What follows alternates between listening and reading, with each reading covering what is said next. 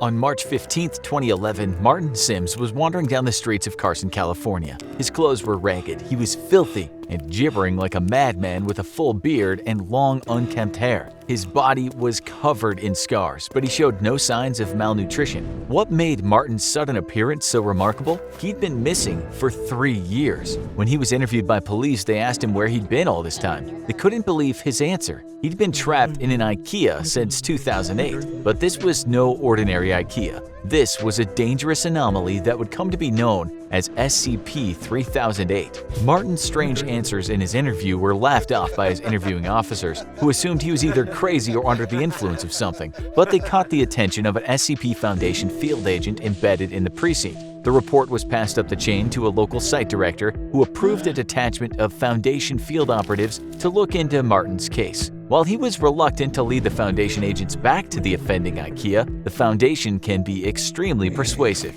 His screams of "Please, I'm begging you, don't take me back, don't make me go back," were noted but ultimately disregarded. When the SCP Foundation had triangulated the position of SCP-3008, which was indeed an active Ikea, the entire retail zone was closed and barricaded under the pretense of a severe black mold infestation. Armed Foundation personnel also arrived on the site shortly after, based on Martin's vague statements that there were creatures of some kind inside. Due to his deteriorating mental health, Martin was unable to provide a great deal of lucid information on the specific traits of SCP-3008. But one phrase he kept repeating was "bigger on the inside." Once researchers were satisfied that Martin had delivered all the pertinent information he was able to, he was administered Foundation amnestics to erase his memory of the last 3 years and return to his family. A cover story was formulated. Martin had been kidnapped and abused for 3 years by a mentally unbalanced stalker in downtown Carson. He'd been able to escape as said stalker took his own life out of guilt, a suicide that the Foundation expertly fabricated to make their cover story airtight. With the loose end of Martin Sims taken care of, the true observation of SCP-3008 could begin. A base set around the perimeter of the mysterious Ikea kept a 24-hour watch on the building, covering all potential entrances and exits. No exploratory missions had yet been approved by the Foundation Ethics Committee, so they first wanted to perform a week of external observation to see if any of the store's anomalous properties extended beyond the confines of the building. After a week of nothing, it appeared they did not. A local site director approved of the use of 20 disposable Class D personnel to explore the interior of SCP-3008. The D-Class operatives would be split into 4 squads of 5 men, Alpha, Bravo, Charlie, and Delta Squad. Each would be assigned a different quadrant of the store and would deliver information back to the control team on site via a live audio and video link. 3 of the 4 teams upon entering the store reported nothing out of the ordinary. Neither the audio or video they were sending back indicated anything different from a standard Ikea store, from the flat-pack wardrobes to the Swedish meatballs. Team Delta, however, suddenly began experiencing a scrambled audio and video connection. Shortly after, communication with Team Delta dropped off entirely. They disappeared somewhere inside the store and haven't been seen since, with one notable exception. After the disappearance and the extraction of teams, Foundation researchers classified SCP-3008 as Euclid because its anomalous properties were at least confined to the interior of the store, and even then seemingly not the entire interior. The anomalous area within SCP-3008 became known as SCP-3008-1, and containment appeared to be 100% secure. There was no telling how many people had already gone missing in the store over the years, but the disappearances must be stopped. The Foundation maintained constant surveillance around the perimeter of SCP-3008, but it appeared they could prevent any further incidents by simply preventing other civilians from accessing the Ikea store. Martin's ravings about monsters were assumed to just be the product of delirium, until a surviving member of Delta Team suddenly reappeared. The date was November 3, 2011. It was a cold night, a few hours after what would have been closing time if the store were still active, and 7 months after the extraction teams had disappeared somewhere in the confines of SCP-3008. There had been no anomalous activity outside the store since the perimeter was first secured, and the Foundation researchers hadn't expected that to change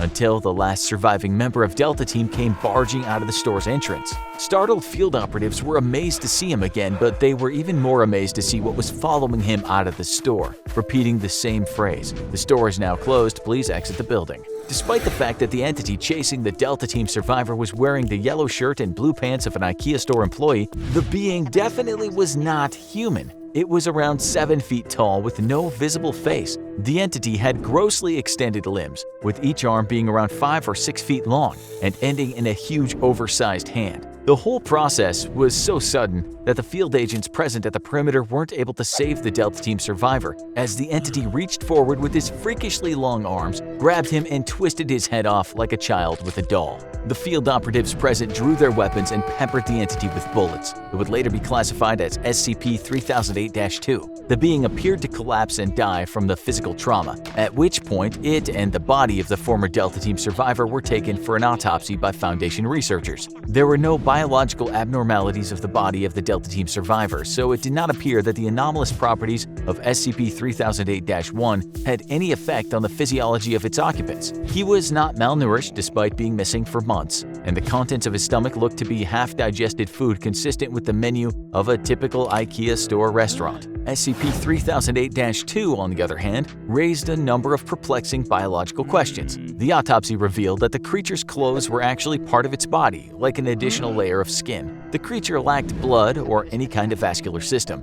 Even stranger, the entity didn't appear to have bones or internal organs, not even a brain or nervous system. It was a being made entirely of skin all the way to its core. How it was able to move, or even live for that matter, remains a mystery. Though when you work for the SCP Foundation, you learn to accept that some things will always remain unexplained. One thing was certain though, Martin Sims was right about his monsters. After the incident with Delta Team, the Foundation deemed that sending manned explorations into the heart of SCP-3008 was too much of a liability and planned a series of drone-based reconnaissance missions into the anomaly. The first of these drones experienced connection issues and failed when attempting to venture into the Ikea's anomalous zone. However, after a lengthy period of trial and error, the Foundation was able to establish a more secure connection with its drones, even when deep into the SCP-3008-1 anomalous zone. It was only then that some of the most extraordinary discoveries were made. SCP-3008-1 seemed to break the laws of spatial reality, as the area of the Ikea's interior was at least an order of magnitude larger than its exterior. Just as Martin Sims had said, it was bigger on the inside, but just how much bigger? The Foundation has yet to find evidence of any physical terminators within the store that might indicate SCP-3008-1 has an endpoint, while an area of at least 10 kilometers squared has been uncovered in SCP-3008-1. It could, in theory, be infinite. Laser rangefinder tests, which are normally very reliable, have only given inconclusive results. Interestingly, the anomalous area doesn't have any clear visual differences from the rest of the Ikea store, except that it extends forever. An individual trapped within the confines of SCP-3008-1 wouldn't even realize they've entered an anomalous zone until they tried to locate an exit and leave, at which point they'd find they were already hopelessly lost. The geography of SCP-3008-1 does at least appear to be consistent, so people trapped within are theoretically able to retrace their steps and escape if they haven't already ventured too deep. According to data collected during the drone reconnaissance missions, SCP-3008-2, of which there appear to be a vast population, would wander the stores aimlessly during the day. They are unresponsive to the drone's presence and did not appear to be aggressive. While the physical descriptions of these creatures could vary slightly, they all follow the same overall trend. Clothes consistent with an Ikea uniform, no face, either seemingly too tall or too short, and limbs that are grossly out of proportion with their bodies. As the Foundation began sending drones deeper into SCP-3008-1, they found another incredible discovery. There was an unknown population of humans trapped inside Ikea's anomalous zone, and these people had used the Ikea furniture around them to create entire settlements and towns within the store. There were several of these towns, all of which seemed to cohabitate peacefully. Even Foundation personnel found this development in their research to be truly extraordinary. Since SCP-3008 was first identified, there have been only 14 civilian escapes. Some had been trapped inside for months, others had been in there for years, some far longer than Martin's 3-year stint. While every one of these escapees has eventually been released back to their home, after a liberal application of amnestics and a proper cover story has been devised, the Foundation interviewed each of them extensively first. According to each of these escapees, the people trapped inside the Ikea have built an entirely new society across the various settlements. Contrary to the Lord of the Flies expectations of a group of people isolated and afraid, there's immense cooperation between the trapped civilians. The food in the several Ikea restaurants in SCP-3008-1 mysteriously replenishes while nobody's there, so there's no threat of starving, and the automatic turning on and off of the lights forms as a rudimentary kind of day and night cycle. Nighttime, however, is when things get dangerous, as the SCP-3008-2 entities, which are known to the people inside as the staff, become extremely hostile after dark. Aggressive hordes of the staff swarm the settlements at night, repeating, "This door is now closed, please exit the building." The civilians inside are usually able to repel these attacks with minimal casualties, but the constant war of attrition slowly wears down those inside. The bodies of the creatures also need to be removed from the area after each attack, as the presence of corpses or even parts of corpses has been known to heighten the ferocity of the next night's attack. During the day, the staff return to a docile and unresponsive state, though they'll still defend themselves violently if anyone dares to attack. Over the course of the interviews with the 14 escapees, Foundation researchers were able to answer another of their key questions. How had so many people gone missing in the store for so long without being noticed? But the answer they received only raised many more unsettling queries. According to the escapees, there were people inside the settlements that, despite being otherwise of entirely sound mind and standard intelligence, seemed to lack very common knowledge that even a child should know. For example, some of them weren't aware of the International Space Station orbiting the Earth, or stranger still, the existence of the Statue of Liberty.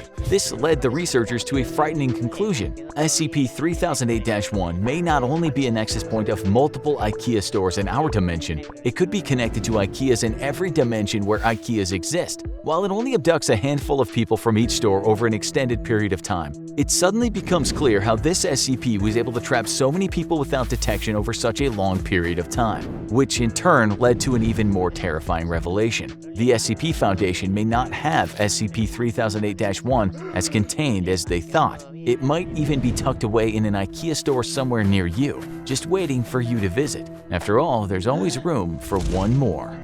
It had happened again. Some absolute schmuck of a junior researcher had left a certain door ajar. The door that kept SCP-049, the Plague Doctor, locked in his containment chamber. As a result, the good doctor had wandered out and given the junior researcher a hug of appreciation for freeing him, leaving his dead body sprawled out across the ground. Typical, a problem solving itself. But this time, the problem had been a little more severe than just the one responsible facing immediate consequences of their actions. The Plague Doctor had grabbed the junior researcher's corpse and dragged him back into his cell, leaving the door once again slightly ajar. With a variety of equipment from his magical medical bag, the doctor had transformed the junior researcher's corpse into a disfigured zombie, in hopes of curing him of the Pestilence, and released him into the facility. 049 had followed him out to observe his behavior, and in the process he'd given several guards and members of janitorial staff a congratulatory hand touch, sending them to early graves. By the time people realized what was going on, 6 people were dead. Several zombies were wandering around the building, and 049 was spotted in a lab stealing medical equipment. Dr. Clef, who was on duty at the time, was getting sick of this nonsense. This was actually the 3rd breach that the Plague Doctor had been involved in this month, and it was only the 14th. He was frankly ready to wash his hands of this particular anomaly, because it wasn't just the fact that the Plague Doctor killed people that bothered Dr. Clef. After all, Dr. Clef himself had killed a considerable number of people. It was the fact that the Plague Doctor was also so damn sanctimonious about it. Clef breathed a sigh and rubbed his temples to subdue the incoming headache. It was time to have a little tribunal and decide what disciplinary action he would take against this freaky physician. The Plague Doctor was on his knees, locked into place by heavy chains and restraints around his neck, arms, and legs. These weren't even official Foundation property. Dr. Clef had brought them in from his private leisure room back at his house. Oof. As usual, the doctor was preaching the immense value of his work. "The pestilence runs rife, Dr. Clef. Surely you must see that," the doctor cried. "You're a man of science yourself, allegedly. Surely you can empathize with my mission. I just want to help people. Can't you see? I'm just like you." "Blah, blah, blah. Always this goddamn pestilence. Do you ever turn off?" Clef said, waving away the doctor's words. "I don't know about your pestilence, but I'm definitely looking at a pest right now. What the hell am I supposed to do with you? No matter what allowances we give you, you just keep escaping." The doctor hung his head. He hated when people treated him like this, like some wild animal. Of course, occasionally people died, but it was only in the pursuit of saving so many more lives. He tried to convince Dr. Clef that the costs would pale in the face of the rewards, but the gung-ho Foundation researcher simply wasn't interested in hearing it. Instead, he was brewing up a new idea, one that might rid him of the Plague Doctor forever, even without breaking the Foundation's goofy rule against killing anomalies. "You know what?" Dr. Clef said, affecting a voice of mock kindness. "You finally got your words through my thick head. I get it now. I get how important your research is. All this time we've been stepping in the way of Nobel Prize-winning work. I don't know how I'll ever live with myself for this. I just want to say personally on behalf of the SCP Foundation, we are truly sorry." Suddenly, the Plague Doctor perked up. "My goodness," he thought. "I've finally gotten through." He was practically vibrating with glee. Your apology is accepted, good sir, the Plague Doctor proclaimed. Let us not obsess over the past. We will look towards the future. "Exactly," Dr. Clef cut in. "That's why, by way of an apology, I plan to reassign you to a special research facility where you get to run the show. You'll have live test subjects aplenty and no accountability to the Foundation whatsoever. How does that sound to you, Doc?"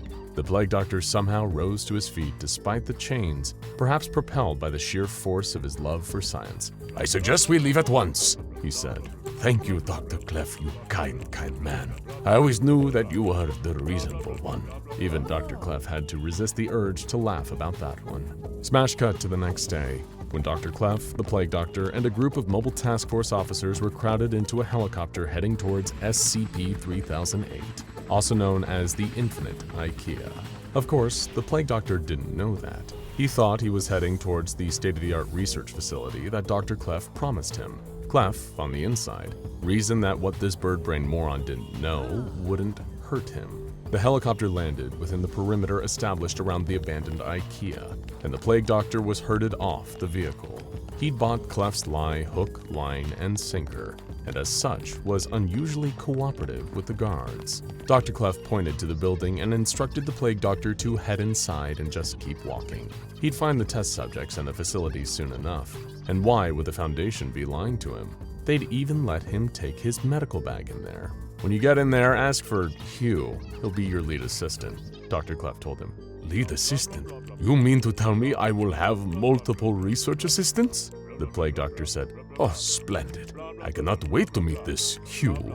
"Oh yeah," Dr. Clef said, biting his bottom lip to stifle a laugh. "His name's Jas. Be sure to mention that. It'll help speed along the process." The Plague Doctor nodded his head in thanks. Much appreciated, Dr. Clef. Rest assured I will not forget this kindness. As the Plague Doctor wandered into the abandoned store, his heart swelling with pride, Dr. Clef began to quietly laugh behind his back like the big old jerkface he was. When he could no longer see the Plague Doctor, Clef turned to one of his colleagues and jokingly asked, "Does that mean we'll need to reclassify 3008 as Thaumiel now? Not looking forward to that paperwork." On the inside of the Infinite Ikea, the Plague Doctor was chuckling to himself with glee. After all these years of hard work, his merit had been recognized, and he'd been given the respect he deserved from his peers at the Foundation. He was so wrapped up in his own sense of personal pride that he didn't even register it as strange that he was surrounded by odd, sterile living rooms, bedrooms, bathrooms, and kitchens, all in a seemingly random configuration, with signs next to them in a mix of the King's English and what he believed to be some form of Swedish that he didn't quite understand. Still, he didn't mind too much. He just assumed that these must be the accommodations for himself, his patients, his test subjects, and his research assistants. And to think they'd built this whole place just for him and his research. It lifted his soul to know that the SCP Foundation had finally recognized the Pestilence for the danger that it is. From now on, everything would change. He'd probably find the cure in the next few years. Then, it suddenly occurred to him, he was a little lost. The layout of the research laboratory was incredibly strange. It seemed like an utterly arbitrary configuration of bizarre rooms, separated by wide aisles. It didn't seem sanitary at all. Where were the sealed laboratories, the gurneys, the patient beds, the medical equipment? And on top of all that, where was Hugh? Some kind of shenanigans were afoot. That much was clear now. The Plague Doctor quickened his pace through the halls of this strange building. One way or another, he would get to the bottom of this. Nothing would get in the way of the important research he planned to conduct here. After what felt like hours of aimless walking, the Plague Doctor encountered some other sentient beings, a group of 3 people wearing ragged post-apocalyptic looking clothes, all carrying defensive kitchen knives and hammers. The Doctor was overjoyed to see these people he could actually converse with. The others, upon seeing him, were a little taken aback.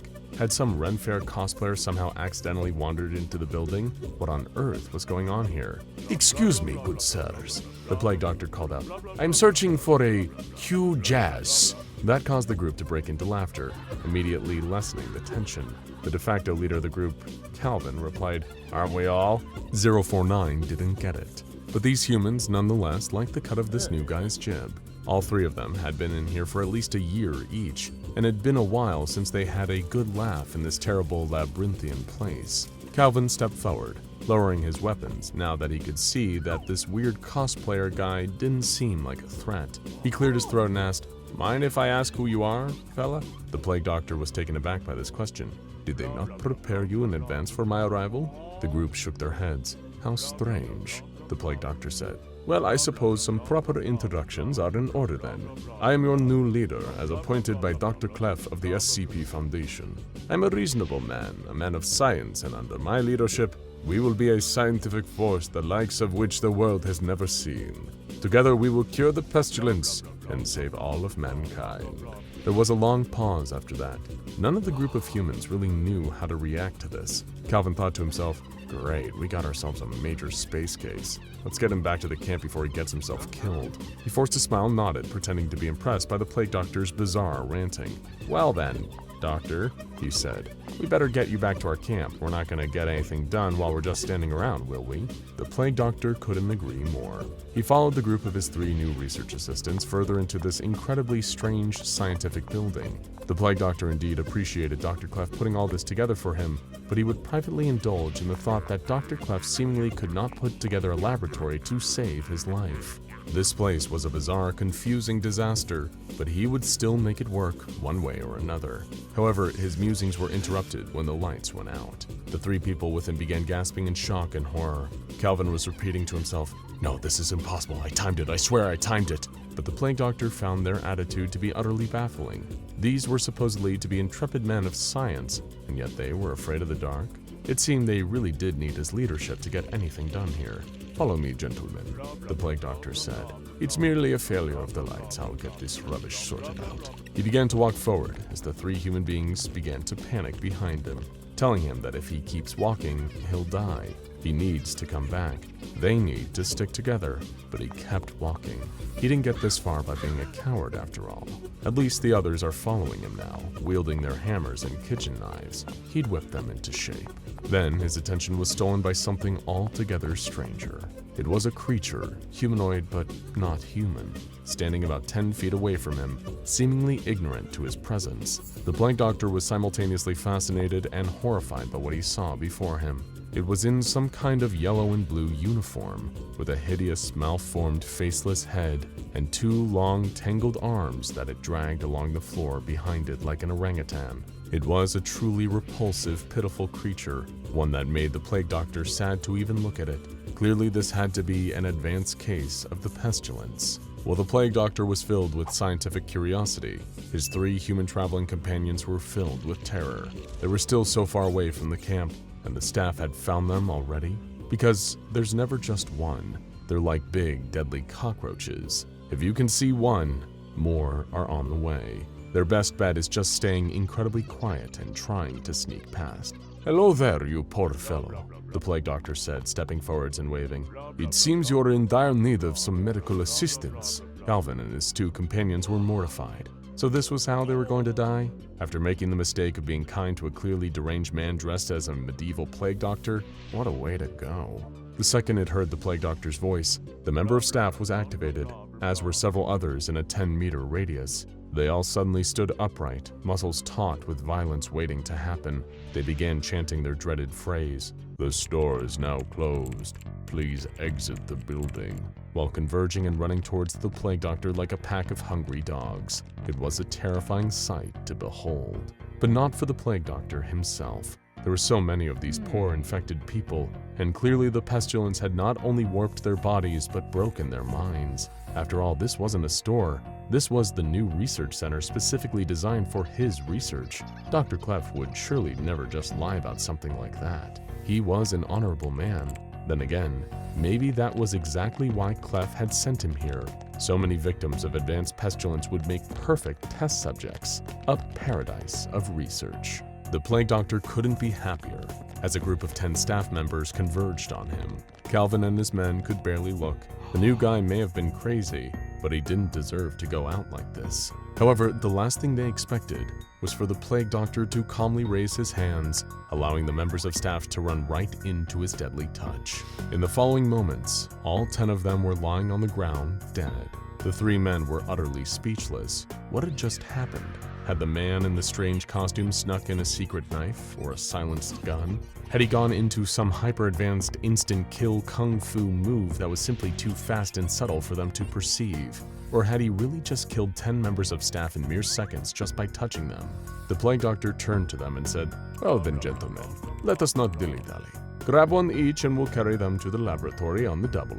Soon after, the Plague Doctor and his 3 research assistants arrived at a nearby encampment. Several other members of staff had attacked them on the way, but a single touch from the Plague Doctor had killed each one. The human's perspective on this mysterious stranger had changed entirely. He'd gone from a goofy crank to a godlike savior. For as long as they'd been in here, they'd lived in terror of staff, but they were nothing to this man. With a single touch from him, they were gone forever. As the doors of the camp were closed behind him, the people of the camp began running towards them, confused and curious. The Plague Doctor was delighted to see that there were so many other research assistants here to help him on his divine mission. Dr. Clef, that beautiful, sweet man, had given him such a boon. Perhaps now, the pestilence may finally be cured. One of the camp leaders ran over furious and yelled, What the hell are you doing? You know you can't just bring those bodies in here. It'll only attract more of them, you fool. "Fool?" The Plague Doctor found this rather rude, but he'd overlook it for the sake of the greater good. He'd spent his whole life dealing with the aspirations from lesser intellects who couldn't even begin to understand his work. The masses rarely understand processes, only results. And here he knew he would be able to give them results. "Worry not, good sir. I am a medical man," the Plague Doctor said, simply walking past the naysayer and bidding his first 3 research assistants to drag the bodies after him. "I will bring this place up to code. You will see soon enough that my scientific leadership is second to none. Now I will retire to my office and begin dissecting these samples." Before the camp leader could say anything else, the Plague Doctor had retired into a staff room, which had been retrofitted as a kind of headquarters for members of the camp. That's when Calvin approached the camp leader and told him the astonishing news. "Look, boss, I know he looks like a goofball in a Halloween costume," he said, "but this guy, he's special. He's something else. He can kill the staff." The camp leader scoffed. "So can we," he said. Calvin shook his head. "No, you don't get it, boss. Not like us. This guy, he can kill the staff just by touching them." And the camp leader had no response to that.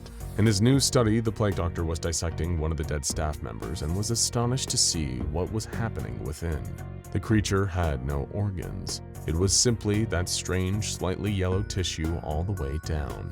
He'd never seen the pestilence have such a profound and horrific effect on its victims. It had horribly altered them, all the way to the core.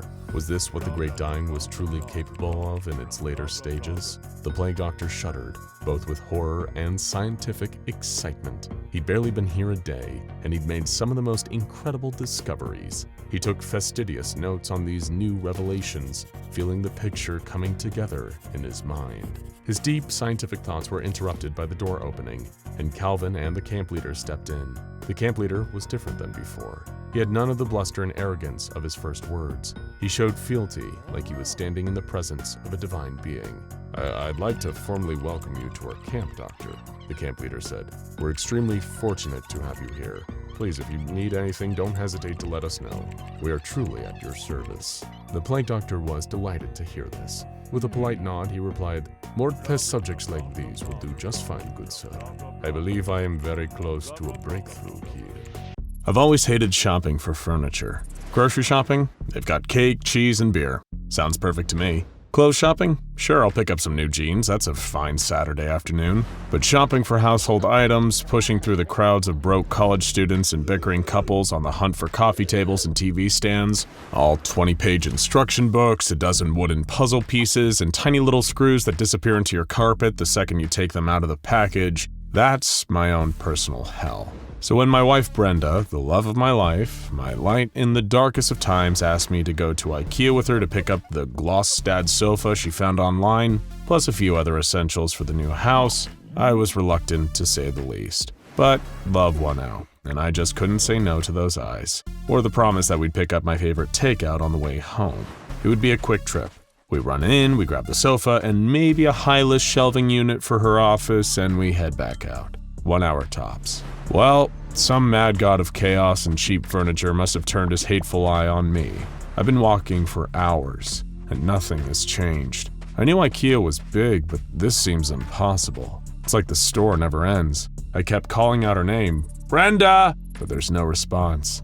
Just my own voice bouncing off the flat white surface and rows of Muskin wardrobes. I was such a jerk. I always do that, get swept up in the stress when we go furniture shopping. I told myself I wouldn't do it this time, but like clockwork, I got overwhelmed by the vast aisles, the myriad of options, and the hard-to-pronounce names. I was impatient. I told her to go look at throw pillows on her own because I was sick of getting sidetracked. She loved throw pillows. No, I can't let myself do that. It hasn't been that long. She's got to be here somewhere. I can't let the last time we spoke be a fight about living room decor. Day 2. So, it's my second day lost in Ikea. I can't believe I just wrote that. Also, I'm not entirely sure how many days it's been. There's no windows here. I can't see when the sun's up and when it's down. The lights turn off sometimes, and I think that's meant to indicate night, but I really can't be sure. The clock on my phone is stuck at 3:22 p.m., the exact time we entered the store. I guess I should say I've slept once since being here. Managed to camp out on a Gisheim futon mattress. It wasn't the most comfortable, but I've definitely had worse. This place reminds me of the island of the Lotus Eaters in the Odyssey. I can't tell how much time is passing. Days and nights don't really exist here. Speaking of eating, I wish I had some food right about now. Brenda always has granola bars in her purse, and she's ready for anything. I've always admired that about her. I had a piece of gum in my pocket, but I think it lost its flavor ages ago. Nothing to eat, no one to talk to. I haven't seen an employee, another customer, not a single living soul. I don't have any signal, but my phone still has battery, and my step counter app says I've walked 30 miles. 30 miles. Still not one friendly face, no exit sign. I just had the most horrible thought as I sit here on this pile of stunts and scribbling in this notebook. What if I'm dead? What if I died on the store floor, keeled over from a heart attack or a stroke or something, and this is my eternal resting place? I know I wasn't perfect. I could have done more charity work, volunteered at soup kitchens, and helped more old ladies cross the street, but I didn't think I'd wind up in hell. The philosopher Jean-Paul Sartre once wrote, "Hell is other people," but I'd like to respectfully disagree with Monsieur Sartre. Hell is an endless vacant Ikea. Day 3. So it turns out I am not alone here. Not exactly. I still haven't seen another human being, but I did see something else. While I was trying to sleep, nestled in a makeshift bed of Sharder cushion covers and kept awake by the gnawing growl of my empty stomach, I heard a shuffling sound several feet away. Footsteps. I sat up, eyes darting around for the source of the sound. Could it be Brenda? Or some other hapless soul sucked into this prison with me? I spotted the silhouette of a person wearing an Ikea employee uniform, that unmistakable bright yellow shirt, a beacon of hope. Then it turned around, and I realized this was no ordinary salesperson. Their face was smooth, featureless like an egg. If an egg was the size of a human head and perched on top of a 7-foot frame. Once I noticed its face or lack thereof, I took in the rest of the creature's nightmarish form. Its proportions were all off. Short, stubby legs beneath a distended torso that stretched into long, long arms that dragged along the ground as it walked. Its hands were massive, with tapered fingers perfect for grabbing anyone who gets too close. Well, there was no way in hell I was falling asleep with that thing roaming around. So I got moving, and I tried to sneak my way past it. I thought I was clear when suddenly, "Excuse me, sir?" a voice came from the direction of the monster, even though it had no mouth to speak with. "The store is closed. You need to vacate the premises. It spoke in a pleasant tone, polite, a true customer service voice. But when I turned, it was ripping its way through the maze of furniture toward me like it wanted to tear me limb from limb. I haven't done much running since my high school track and field days, but I turned and booked it as fast as I could.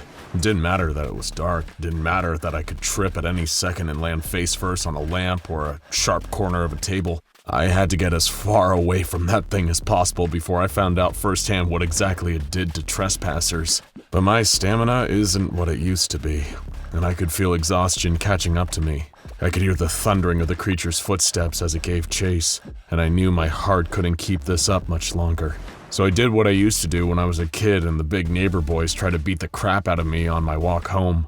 I hid. I yanked open the doors to a wardrobe and I stuffed myself in, holding the doors closed from the inside. I could hear a scrabbling sound against the door, the scraping and scratching of the staff monster trying to get at me through the wood. But thank the Swedes for their fine engineering, because that wood just would not give. After what felt like an eternity, the assault on the door stopped, and I could hear the creature shuffling away, off to another section of the massive store. I stayed there in the pitch dark for a long time, slowing my breathing down and trying to get my heart to climb back down from my throat. What was that thing? Did it live here? Where did its voice come from? How did it know I was here? The questions bounced around my mind and I knew I might never find the answers. I'd guessed before that this was no ordinary Ikea. The endless rows of aisles and total lack of any human beings had been a pretty good clue. But now I knew for sure. I had left my own world behind. As I drifted off to sleep, the wardrobe closing around me like a coffin, my drifting consciousness thoughts were of Brenda, whether she was trapped in here too, and on the off chance she was, if those creatures would get to her before I could. After the lights turned back on and a new day began, I started my walk in search of one thing only: food. I'd felt the hunger getting to me before, but after my sprint away from the faceless monster, my body was nearly limp with exhaustion. I had to get some calories in me as soon as possible, or I might not have the strength to run for my life next time. It took a few hours of walking, but I eventually spotted what I was looking for. There's only one thing I've ever enjoyed about Ikea, and it's those beautiful little meatballs. As I rounded a corner past a stack of Vanstelang plant stands, the heavenly aroma hit me, like the most welcome slap to the face in the world. There in front of me, bathed in the warm glow of the fluorescent lights, was the store restaurant, and in the center, a trough of meatballs. I could see the steam rising up from the little jewels of meat. I didn't care there was no chef present or anyone who could have made them. I ran to the food and I stuffed my face. Once my stomach was full of meatballs and my heart full of new hope, I examined my surroundings. There were snacks, Swedish snacks I could bring with me. I grabbed a clamby canvas bag and began to fill it with whatever I could grab. Cans of cider, jars of lingonberry jam and mustard, boxes of muesli, and bags of sour candy. Hell, I even grabbed some of the salty licorice. When food is this scarce, you don't look a gift horse in the mouth, even when its breath absolutely reeks. I'm not too sure where I'll sleep tonight. Don't want to be out in the open in case more of the staff find me. I try not to think too long about what might happen if they catch me next time. Maybe this is crazy, but I think I'll build a fort. I've got plenty of space for it and plenty of materials. I'll climb up to the top of a tall shelf and build a fort up there. Just have to hope I don't toss and turn too much in my sleep, or I might impale myself on the Targarp floor lamp. Day 4. Something incredible happened. I built my fort pretty close to the food area so I'd be able to access it again when I woke up. When the lights came on this morning, I saw someone helping themselves to the meatballs. It couldn't be staff because they've got nowhere to put the food even if they did. I took a closer look, and it was a person, an actual human person. Blonde woman in a blue sweater, loading up a bag with meatballs and other supplies just like I had the previous day. "Hey!" called out to her and my voice felt strange. Rusty from not talking to anyone for days, I guess. She spun around brandishing a fire axe. Right, she probably thought I was a staff member preparing to attack. I waved my arms to draw attention to my face, its eyes, nose, and mouth to make it clear I wasn't one of them. Sorry, I'm human. Hello? Her posture relaxed and she motioned for me to come down and speak to her. She introduced herself as Gloria and explained that she was part of a community of other humans who had built a town in the checkout department. They had set up lights, beds, and most importantly, a gate to keep the staff out at night. "How long have you been here?" she asked me as we made our way towards checkouts together. 4 days, I think? Her eyes widened, impressed. Most people usually don't make it through that many nights alone in here. The staff gets to them first. I shuddered at her words, and my thoughts turned once again to Brenda. I asked Gloria if she'd seen my wife at all, if she'd made it to the checkouts before me. She shook her head sadly. I came in with my sister, she told me. I haven't seen her since. And how long have you been in here? I asked. Gloria sighed and patted me on the back before speaking again. About a year. We were silent the rest of the walk, and by the time we reached the gates of checkouts, the lights were turning off for the night. Quick, we need to get inside. Gloria ushered me through the gates and followed behind. I was about to question her urgency when suddenly 2 faceless horrors lurched from the shadows. These 2 staff members were smaller than the ones I'd seen before, maybe 4 feet tall. They had the same long arms though, and they were reaching for us as they ran at the gate with primal speed. They threw their bodies against it, arms stretched towards me and Gloria. I screamed, jumping back. Gloria just watched them, stone-faced, waiting to see if this would be the night they actually broke through. After a while, the staff gave up and stumbled away, and I turned to take in the town of checkouts. I never thought I'd be so thrilled to see a collection of beds, lamps, and strangers. So many people, when I had worried I'd never seen another person again. There are around 40 people in total, though I haven't met everyone yet. Some folks were already sleeping when I got there, or keeping to themselves. The people I did meet nearly knocked me out with their kindness. They fed me, gave me water, a bed to sleep in, and a set of clean clothes one of them had fashioned out of sheets. They're not exactly stylish, but I'd take anything over the t-shirt and slacks I'd been sleeping and sweating in for days. I think I could be okay here, at least for a little while. At the very least, I'll get a good night's sleep for once. Day 11. So, I've been here at the checkouts for about a week now. And as bizarre as it feels to say this, I think I'm starting to settle in. Being around other people keeps me sane. Without that endless stretch of silence, there's less space for my mind to wander to the worst possibilities. John, one of the men here, had a phone charger with him, and I was able to get mine juiced up again.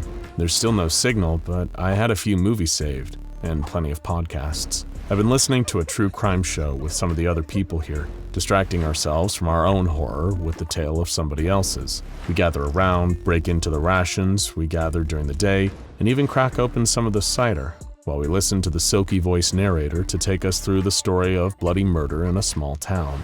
It's kind of like summer camp, without the nature, or the camp counselors, or the possibility of it ever ending. I've been asking around about Brenda, describing her, seeing if anyone spotted her, dead or alive. No one has. Gloria said that maybe Brenda never made it to where we are. Maybe she found the exit a long time ago and she's somewhere in the real world waiting for me to come back. That's what she thinks happened to her sister. It's coming up on the 1-year anniversary of her getting trapped inside, and she told me a secret. She's planning to try and escape. She spotted exit signs before and tracked them across the store. They seem to move around though, shifting from one place to another when no one is watching. But she's figured out a pattern, and she's going to put it to the test. She's leaving next week. She wanted to tell me. She's a nice lady. I hope she makes it. Day 18. I woke up to the sounds of screaming. I rushed to the gate to see what was going on, and I saw John walking back from his supply run, cradling something in his arms. I couldn't make it out, but it was limp, pale, and dripping red. As he got closer, I saw a head of blonde hair, and my stomach dropped. Gloria. She had snuck out while everyone was asleep, didn't want to say goodbyes, and tried to find her way out. The staff had found her first. She was dead by the time John spotted her lying on the ground, a crimson smear across the tile signaling where the staff had dragged her. They packed her up into a box as a kind of burial. We all said a few words, and then 2 of the men took the box away. They had to put it somewhere far from the town before it started to smell. I can't sleep. I can't stop thinking about Gloria and what happened to her. She seemed so sure, so confident. I've been looking through her things, what she had left by her bed. There isn't much, but there's a notebook like mine. She wrote her plan in here. Everything she noticed about the exit signs, the staff's behavioral patterns. I know it didn't work out for her, but there's something here. No one's spotted Brenda yet. I don't think she's in here with me. I think somehow she got free. She's out there waiting for me. I can't spend one more night here. I won't. I'm gonna go for it. I'm finding the exit tonight. Whether that's the door out of this place or the sweet release of death, I guess we'll just have to wait and see. Either way, I'll be out of this Scandinavian modernist hellhole once and for all. Hello, welcome to Ikea. where our motto is you get what you pay for, and sometimes a little less. You may think the greatest frustration you'll receive from heading down to your local Ikea warehouse is spending a few hours walking around the labyrinthian showroom, or maybe arguing with your partner in broken Swedish about the correct way to put together a björksnass, or perhaps even needing to slide a piece of cardboard under the front left corner of your PAX wardrobe because otherwise it'll wobble. But these are nothing compared to you getting trapped inside of SCP-3008, also known as the Infinite Ikea. Not only can you spend so long in this eternal flat-pack purgatory that your bones may turn to dust on the show floor, but the murderous staff, those are the malformed, faceless weirdos in Ikea uniforms, will hunt you down and beat you to death for not leaving. And believe us, leaving is a whole lot harder than you'd like to think. That's why we put the question to you. How would you survive or even escape SCP-3008, the Infinite Ikea? And these are your best and most interesting answers. Connor Nolan said, with limitless refilling food and a vast expanse of Ikea toolkits and construction materials, the endless Ikea sounds like a pretty alright place to be stuck, all things considered. We love your positive attitude, Connor. Sometimes having a nice outlook on life can make any situation, even being stranded in a dimension full of affordable Swedish furniture, just that little bit nicer. However, if you want to survive, you're also going to need to be realistic. During the day, yes, the worst you'll have to deal with is getting lost, the risk of not having food, and the existential horror of knowing you may draw your last breath inside an Ikea. But at night, the staff will actively hunt and try to kill you. And if you're not prepared, believe us, they will. So by all means, keep your optimism, but don't allow that sunny attitude to allow you to drop your guard, or the next set of meatballs might be made out of you. Purple Panda said, I would simply hide in one of the cabinets in the kitchen aisle for the night, then come out during the day for food and return back to my tiny lodge and then rinse and repeat until I die of old age. And for extra protection, I duct tape the inside of the cabinet door at night. It wouldn't be much different from my current life. Now that's a little more like it. It's not a bad idea to keep things simple when you're trapped inside SCP-3008, and making a cabinet your home is a good way to potentially avoid the wrath of the staff. However, getting a little bit of Connor's more hopeful mentality may also help.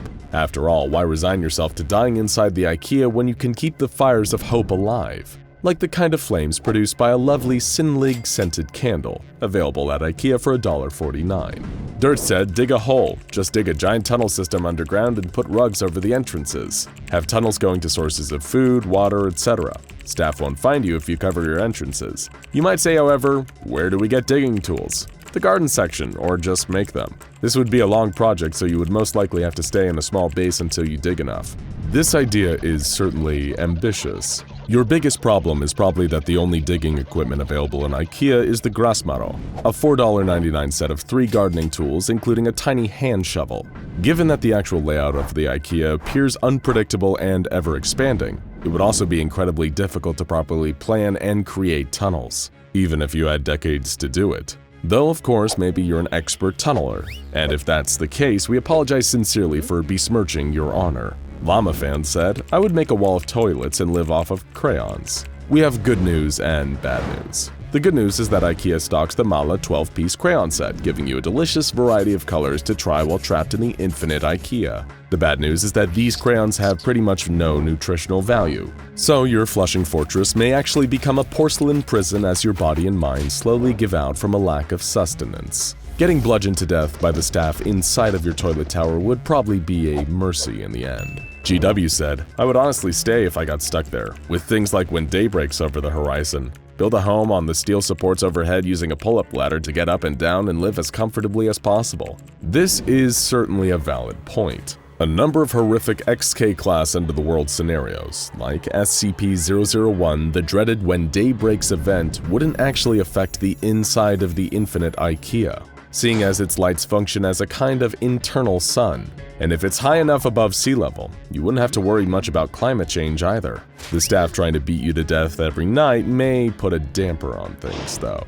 Sanic the Hedgehog said, I don't think the staff are faster than the speed of sound. That's true, Sanic, but there are also no chili dogs inside of the Infinite Ikea, and that's no good. Kai Wilkie said, "When it comes to daytime, I'd search for other survivors that are inside with me. I would work with them to build a civilization and live together. As it gets close to night, I'd search for food and supplies to keep us alive through the night. When it becomes morning, I'd clean up the bodies and search for more survivors." This is one of the most tried and true methods of long-term survival in the infinite Ikea.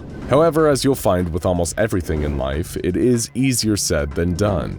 Even some of the largest settlements inside 3008 have been destroyed by careless decisions. After all your months and years of hard work building up fortifications, gathering supplies, creating a new form of entertainment where you turn Valjeson toilet brushes into puppets that perform inside of a cardboard box, all of that effort can be lost in a split second when one person forgets to lock the Carlby countertop fence and staff members come flooding in. Hazel said, "If they had a Wi-Fi connection and I had my phone, food, and a shower, I would be 100% fine.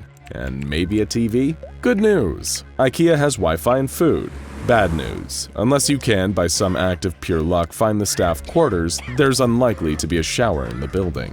Not a working one, at least. The appliances in the bathroom section are not operational, and frankly, they should warn you of that to avoid embarrassing situations. But enough about why we're banned from the local IKEA, because there's more bad news. There are no TVs in IKEA, though you can get yourself a classy and tasteful Brimnes TV stand, and simply imagine that the fake TV sitting on it is real. Or there's always the Valjeson toilet brush puppets. Mob Recon said, "I would dress up as an IKEA employee, and when the staff try to attack me, I just claim to work there." We think your heart is in the right place, but considering the staff within 3008 don't look human at all, you'd probably need to go a little more extreme to convince them that you're one of them.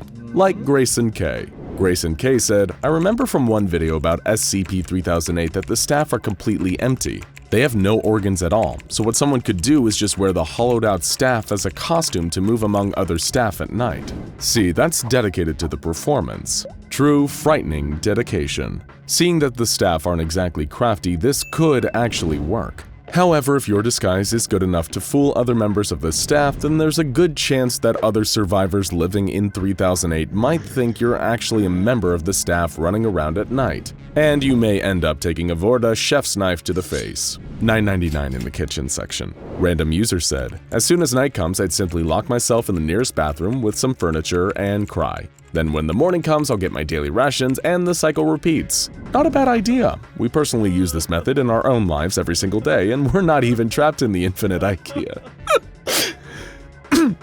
Moving on. Sam Yates said, "I'd build some sort of fortress out of big, thick rugs. The staff could attack and break the base made of wood, but you could easily punch your way through a rug? I don't know." Strangely, there's been very little research into that area, Sam. Perhaps rugs are the ultimate recipe for fortress structural integrity. Maybe all those kings and queens and dukes and counts were wrong and stone castles weren't the answer. It was rugs the whole time. The problem is, if you're wrong and the staff gets in, it'll be the last mistake you ever made, as you die on a pile of Langstead and stained drum rugs. Pope Kool-Aid said, "I'd do what any middle-class American would do in that situation. Get my gun." Sorry to tell you, Holy Father, but they don't sell guns in IKEA. Unless you like taking your gun to IKEA with you all the time just in case one of those shady, overskadlig fridges tries something. Shrek's cousin said, "Easy, just file a lawsuit saying that one of the employees injured you." This might get you a pretty hefty cash settlement from IKEA if you ever escape, and the SCP Foundation doesn't get you with amnestics first. The staff unfortunately seem to have less respect for the rule of law. Moocow for You Too said, "Talk about SCP-2521 and be instantly removed from the store."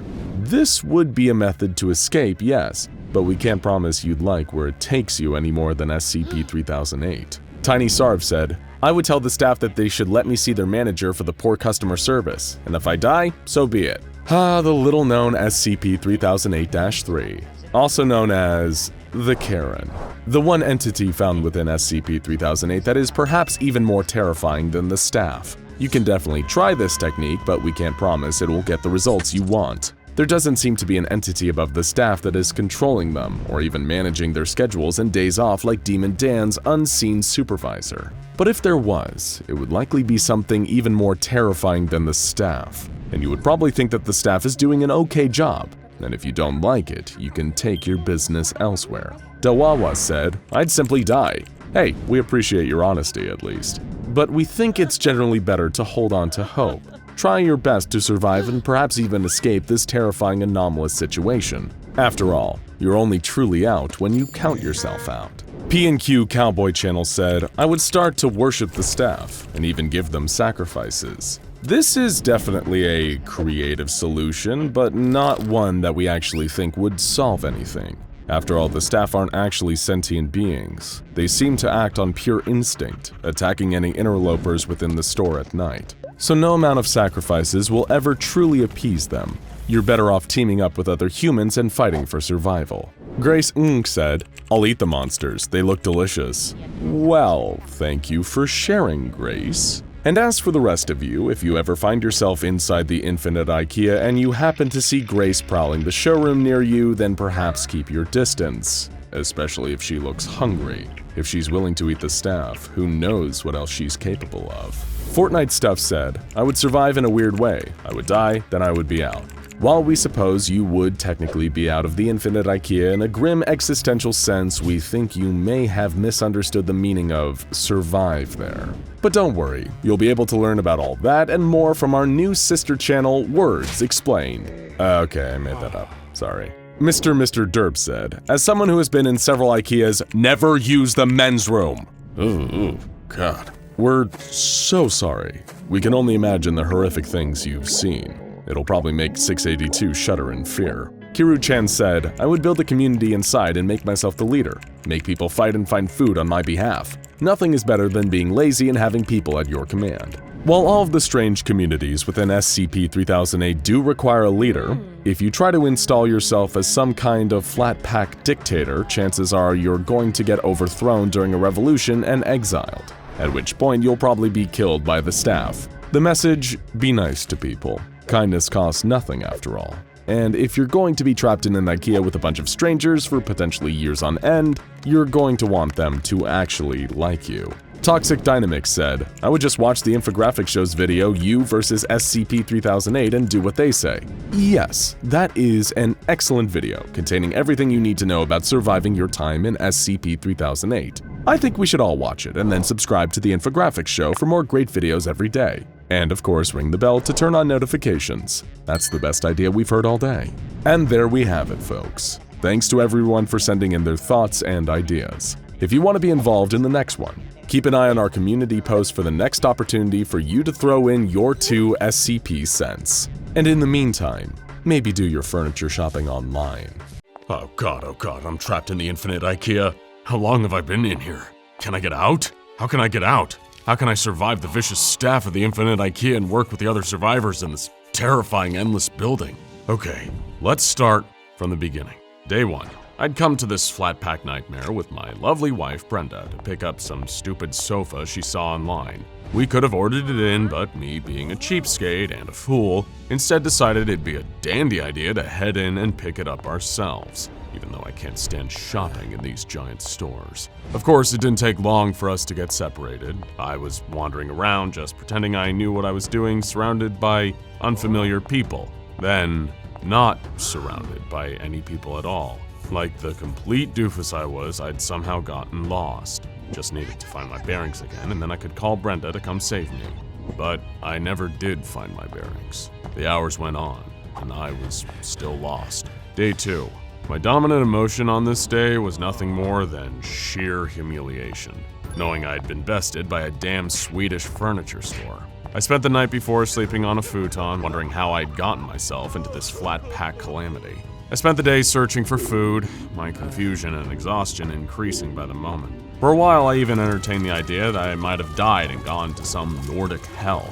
That night, I went to bed hungry, knowing if I didn't eat soon, I might be found as a skeleton on a dusty old futon.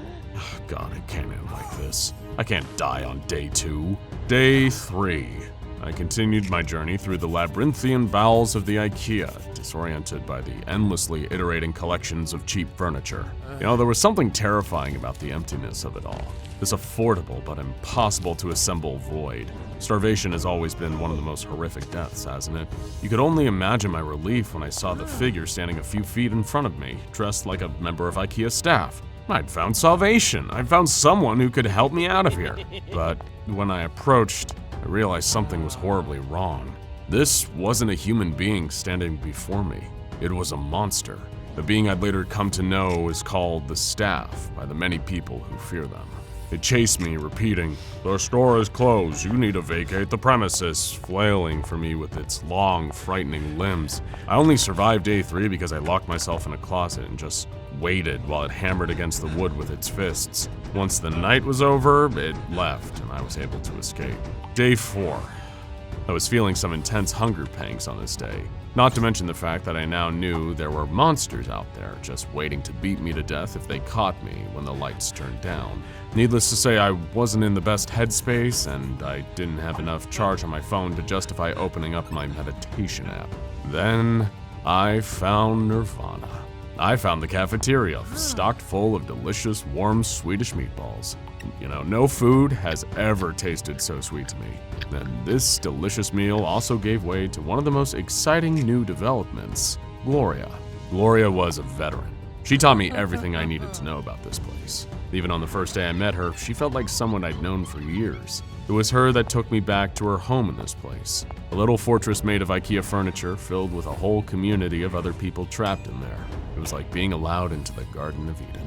Day 5, and it feels good to be alive. I met up with all the different people around the camp. They tell me the most bizarre and fascinating stories. This sounds crazy, I know, but I get the sense not all of them came from the same place as me. Different Ikeas in different countries, or maybe, even as nutty as it sounds, from different worlds. One guy, Tony, who's been trapped in here for a year and some change, we got to talking about different vacations we'd taken on the outside. He told me he was from New York, and I told him I visited there once, and I'd love going to see the Statue of Liberty up close. That's when he told me that he'd never heard of the Statue of Liberty. You know, I didn't know what to make of that. Strange little details aside, I couldn't be happier to be there with other people. The next step would be finding a way out of here, and back to Brenda. Day 6. Gloria and several others led me out on our first excursion. Missions where the goal was to collect more food and supplies and map out the surrounding area. I nearly jumped out of my skin when I saw a staff member standing in our path at one point, and the others all just laughed at me. The staff member just stood there, placid and still. Gloria told me that it's okay. The staff are harmless during the day. It's only nighttime when they enter their pattern of aggression. So long as you don't get lost during the daytime, you're generally fine. The team often used string, like Thesis, to trail behind them and ensure they don't get lost. It was clear they'd been here long enough to work out systems for every possibility. Felt like I was in good hands with them. We collected meatballs and some rugs to fortify the walls and headed back. Day 7. This was the first night that we had to fend off a full-on attack. Those monsters, the staff, came at us in huge groups, pounding at the outside of our perimeter with their balled fists. It was terrifying. As we were fighting them off, we tied Ikea kitchen knives to the end of curtain rails and speared them, one by one, until all of them were dead. They just kept coming. More and more and more of them. When it looked like one of the walls to the north of the community was going to fall, everyone around me started to panic. That's when Barry, one of the biggest men in the camp, grabbed a hammer in each hand and went outside. He fought like a beast, taking on staff member after staff member, tanking hit after hit. It was something to see. That's when he took off into the depths of the store, drawing the staff away behind him, saving us all. We never saw Barry again after that, but he's the reason all of us made it past day 7. Thank you, Barry, wherever you are. Day 8. Gloria took me out alone today, on another search for the escape. That's when she told me about her sister. She'd gone shopping in Ikea with her well over a year ago now, when she was separated and got lost in here, just like me. I had a lot in common with her, including my feelings of guilt for abandoning my loved ones and my drive to escape and be united with them. While we were out that day, we didn't find anything useful. Gloria seemed sad, but unsurprised. The infinite Ikea had its way of slowly grinding you down. Days 9 to day 17. Despite a rocky start, I was finding my legs in the infinite Ikea. I started to get to know my fellow Ikea prisoners. I started to understand and truly befriend them. We went on expeditions pretty much daily, either to collect new food, more supplies to help build up our community, or to keep searching for an exit. To me, it started to feel like we were making progress, and that helped a great deal to keep my emotions semi-stable. But it wasn't the same for Gloria. After all, she'd been here for so much longer than me, and she had her sister to consider on the outside. To her, these routines I was becoming part of now felt like a prison within a prison. She was trapped. Had her sister forgotten her out there? Had she been declared dead? Were people even still looking for her? And it was on day 18 that it all got a little too much for poor Gloria. She snuck out of the camp at night when the staff were most active trying to find the exit. Sadly, that had cost Gloria her life. There's no way of knowing what happened to her exactly, but considering how bruised up her body was when we found her, it was easy to make an educated guess. She'd gotten bum rushed by the staff and beaten to death before she could have even mustered up a defense. It was a horrible way to go. We tried giving her a dignified funeral as we could, given the circumstances, closing her up in a body-sized box. That was the day I decided to stop just trying to survive and start trying to escape. I owe that to Brenda. If she really had gotten out, I couldn't keep her waiting. But I wouldn't be alone. As it turns out, another 2 members of the little Ikea community I'd come to know were willing to risk it all with me. A man named Kelvin and a young woman named Vicky. They were sick of just waiting around and fending off attacks from the staff night after night. They both told me they'd rather die during an escape attempt than while cowering under a pile of cheap rugs. And so, each armed with claw hammers from the 6-piece Ikea Fix-A toolkit and as many Pruta Tupperware containers full of meatballs that we could carry, we set off into the great unknown of Ikea. We traveled for weeks, marking our tracks on the ground with the Mala mixed colors chalk selection so we never got caught going in circles. One day bled into the next. Nights were spent trying to hide in closets and bathtubs while the staff hunted relentlessly for people just like us. Every single time, we got lucky. That is, until day 41. Here's something you need to know about the infinite Ikea. You're probably already aware, if you're watching this, that the 24-hour cycle of night and day is dictated by the store lights up above. But the space between day and night isn't a gradient here, it's a cliff. You can be minding your own business when suddenly, pitch darkness, and now the staff are on your ass. That's exactly what happened on day 41. We're in the middle of a kitchenware selection, surrounded by a few docile members of staff when suddenly the lights switched off, and they went hostile on us. They look pretty goofy after the initial shock has worn off, but believe me when I say that these monsters can really pack a mean wallop when they want to. And we received a reminder of this unfortunate fact that night. The staff swarmed us, repeating that awful phrase, "The store is closed, you need to vacate the premises," while they struck and flailed at us. If it wasn't for our trusty claw hammers, we would have been dead that night. Thankfully, we were able to give better than we were getting. We managed to kill a decent number of staff members and then make a run for a section with better hiding places. Myself, Vicky, and Kelvin all stowed away in a large wardrobe until we saw light flickering through the crack in the door, like we were rejected extras for some painful community theater take on the Chronicles of Narnia. But while we survived that night, we didn't survive unscathed. My face was swollen from a nasty punch one of the staff members dealt me, and from the pain in my chest, I might have been dealing with a few broken ribs. Kelvin sprained his ankle during the escape, and Vicky had a cut on her forehead from when one of the staff members kneed her in the face during the fray. You never win these fights, you just survive them.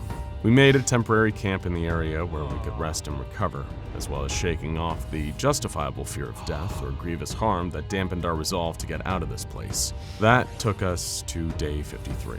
Of course, food was always a concern. I don't want to romanticize what happened in there, as much as I'm sure someone on the outside might want to imagine this whole experience as some kind of exciting survival horror game, but I assure you, it was less survival horror and more survival and horror.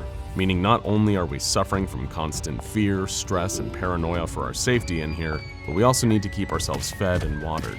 You're just as likely to die from starvation in here as you are to be beaten to death. We went in search of another Ikea kitchen where we could fill up on more water and meatballs, your lifeblood in a place like this. It took us several more days of searching and hiding, before we hit pay dirt. By the time we actually got our hands on the food and water, we were starving and practically coughing up dust. Those meatballs were the most delicious food I've ever tasted, and I could tell from their faces that Kelvin and Vicky felt exactly the same way.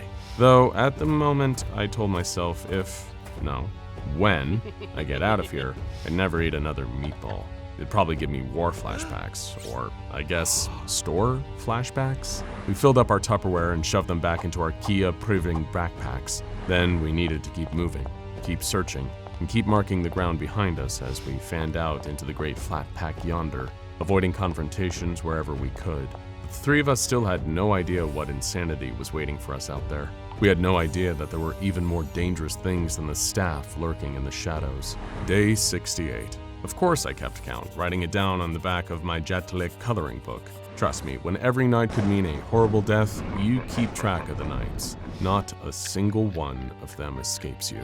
At a certain point, I think we all adapted in our own way. It was back to caveman times again, learning to be like our primal ancestors, hiding away from the dark and the monsters that hid there. So it was extremely surprising for us to get the most brutal attack during the day. At first, I thought we were being attacked by the staff during daylight hours, like a bolt from the blue. That's when we noticed they weren't attacking with their hands. They were all holding kitchen knives, holding us up like bandits. That's when we realized what had actually happened here. We weren't being attacked by the staff. We were being attacked by other humans dressed like the staff, wearing their hollowed-out heads like grisly masks. They told us that we were coming with them, and if we resisted, they'd cut us to ribbons. And seeing as none of us were movie action heroes, we thought it'd be best to do exactly what they said. This is how we fell into the clutches of Generalissimo Vardagan. Day 69. But things were not nice. I mean, I get it. Yeah, haha, funny, nice. I don't know if I'd mentioned this before, but the community I became part of in the Infinite Ikea after meeting Gloria was just one of many. Nobody knows exactly how many people are trapped in here. I'm hardly a martyr for spending 68 days in there. I know people who've been trapped in there for years, who've given all hope of escape and accepted their lot in life. They became the elders of a lot of these communities, helping others adjust. Though, of course, Generalissimo Vardagan was not one of these people. Myself, Vicky, and Kelvin were dragged by the strangers dressed as staff members into a fort made of smashed up wood, nailed together into a huge, ominous structure. It was a far more extensive structure than any of the communities I'd visited or even heard about before in the Infinite Ikea. It was a true fortress, guarded by many more of those knife-wielding people, dressed in the clothes and in the flesh of the staff. It looked like some evil cult straight out of a damn horror movie. I'd never seen anything like it. We were dragged into a kind of tent in the middle of the camp, made out of stitched-together rugs. That's where we met Generalissimo Vardagan, surrounded by his guards. I'd later learn his namesake was a set of steak knives stocked in the IKEA kitchenware sections, similar to the knives being wielded by his gallery of goons. The Generalissimo himself was dressed like some absurd tin pot dictator, wearing a silly hat and a jacket covered in fake metals. His whole presence felt like a cosmic punishment for daring to believe things couldn't get any more absurd than they already were. His men forced us down onto our knees, and Vardagan cleared his throat to speak. Quake in the fear at the sight of this IKEA's ruler, the great and powerful Generalissimo Vardagan. I have united kingdoms from the gardening and bathroom supplies departments and crushed dissenting tribes in the office furniture sections to the west. If you wish to live, you will swear fealty to me and join my legion of servants. If you do as I say, you will be given safety and security from the staff come nightfall. If you do not bend the knee, I will have you destroyed! By the time his little spiel was done, the man was red in the face and sweating profusely. It was clear that, much like your average IKEA shelving unit after a couple weeks of use, the great Generalissimo Vardagan had a few screws loose. None of us liked the idea of becoming slaves to some flat-packed Genghis Khan, so we tried to persuade him to just let us go, telling him that we hoped to escape the store, and with our help, he could escape too. That's when we learned a sobering lesson. For some people, life inside the Infinite Ikea was better than life outside.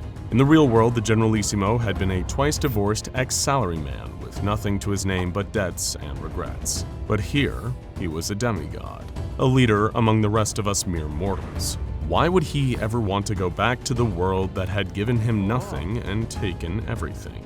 Day 70 to day 84. We were forced into weeks of hard labor after that, toiling under the Generalissimo and his gang of brigands. The soldiers worked us like dogs, making us carry food and furniture back to the Generalissimo's Scandinavian furniture fortress. One day bled into the next. The best I could say about any of this was at least we were safe behind the walls of the fortress at night, so we didn't need to worry about getting murdered by the staff in our sleep. However, tragedy struck again on day 85. Kelvin couldn't take the work anymore. One day, I think his mind just snapped. He refused to follow orders from the Generalissimo and his lieutenants, even when they threatened him with death. Sadly, that night they would prove that this wasn't just some empty threat. When night fell, they tied up Kelvin's arms and legs and left him outside the fortress. We were just forced to watch as the staff assembled and beat our friend to death while he lay there unable to defend himself. Even in all the time I'd spent in the infinite Ikea, that was the most harrowing thing I'd ever seen. But in one of the few acts of righteous cosmic justice that we'd seen since being trapped in here all those months ago, just a few days after Kelvin's brutal execution, day 90, the day of the revolution. While I'd love to tell you that I started this, there are no heroes in this story.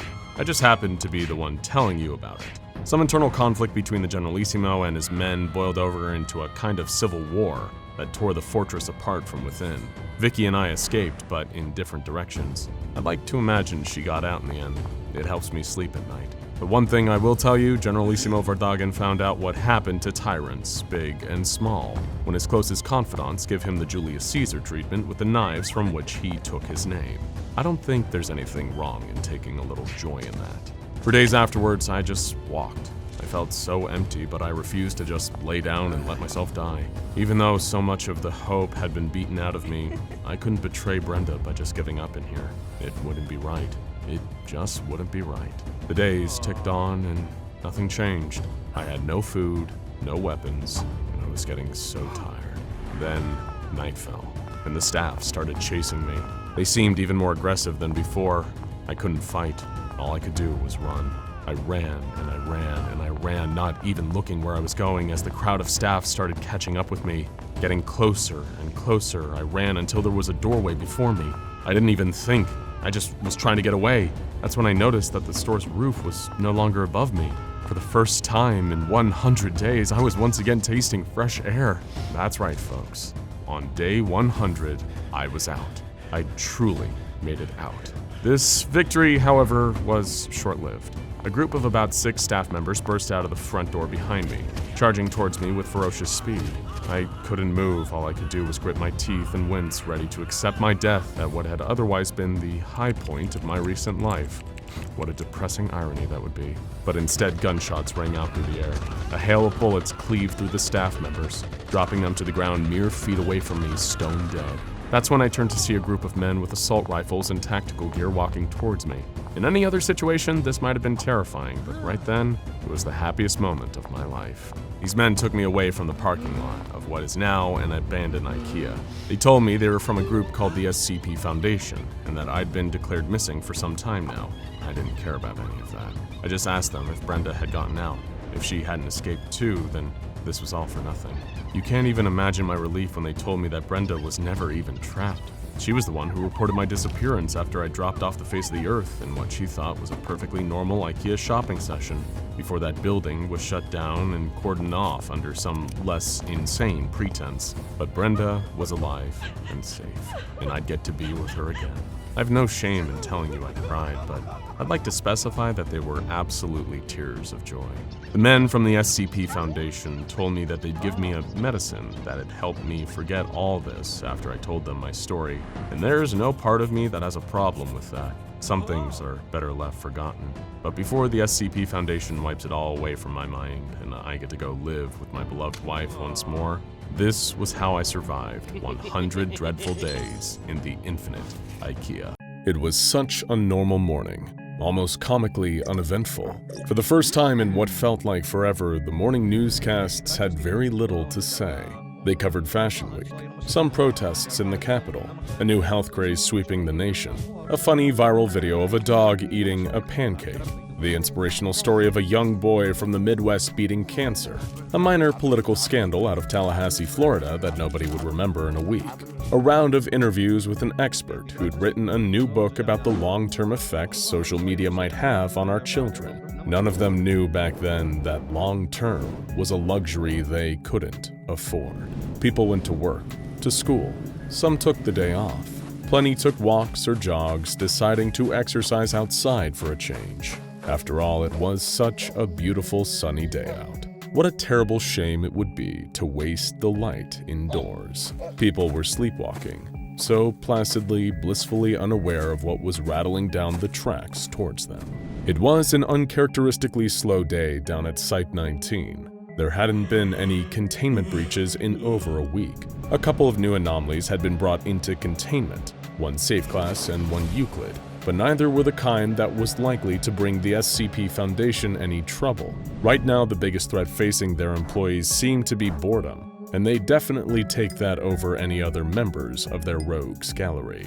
Dr. Bright poured himself a mug of nice, hot coffee and decided to watch some TV in the break room, just to pass the time. The President of the United States was giving a press conference on the White House lawn, surrounded by microphones. It was really nothing special, just the same inane babble about how he was going to fix the deficit, and with inflation on the rise, we'd all need to work on being more fiscally responsible. The Immortal Foundation researcher sipped his coffee. These normal, boring problems felt like the perfect escape from the insanity he needed to deal with every day at the Foundation. The president was saying something about the importance of families and about farmers being the nation's real backbone when something happened. There was an odd shift in the quality of the light. Dr. Bright barely registered it. Maybe it was something to do with the cameras. However, things started to get stranger. The president's speech began to slur, as though he'd just been pumped with enough morphine to take down an elephant. But it wasn't just that. He was sweating buckets, too. Wet patches expanded all over his suit, and perspiration was dripping off his skin. Dr. Bright was in suspense. Was he about to watch the president have a stroke live on air? Would he be called in to replace him yet again? But no. The situation unfolding was far, far worse. The President of the United States slumped forward over his podium while the reporting corps screamed. His face sloughed off his skull like melting wax, the President's words slurring off into infinity. It was the worst a US President had looked on film since SCP-3008. Dr. Bright dropped his coffee cup.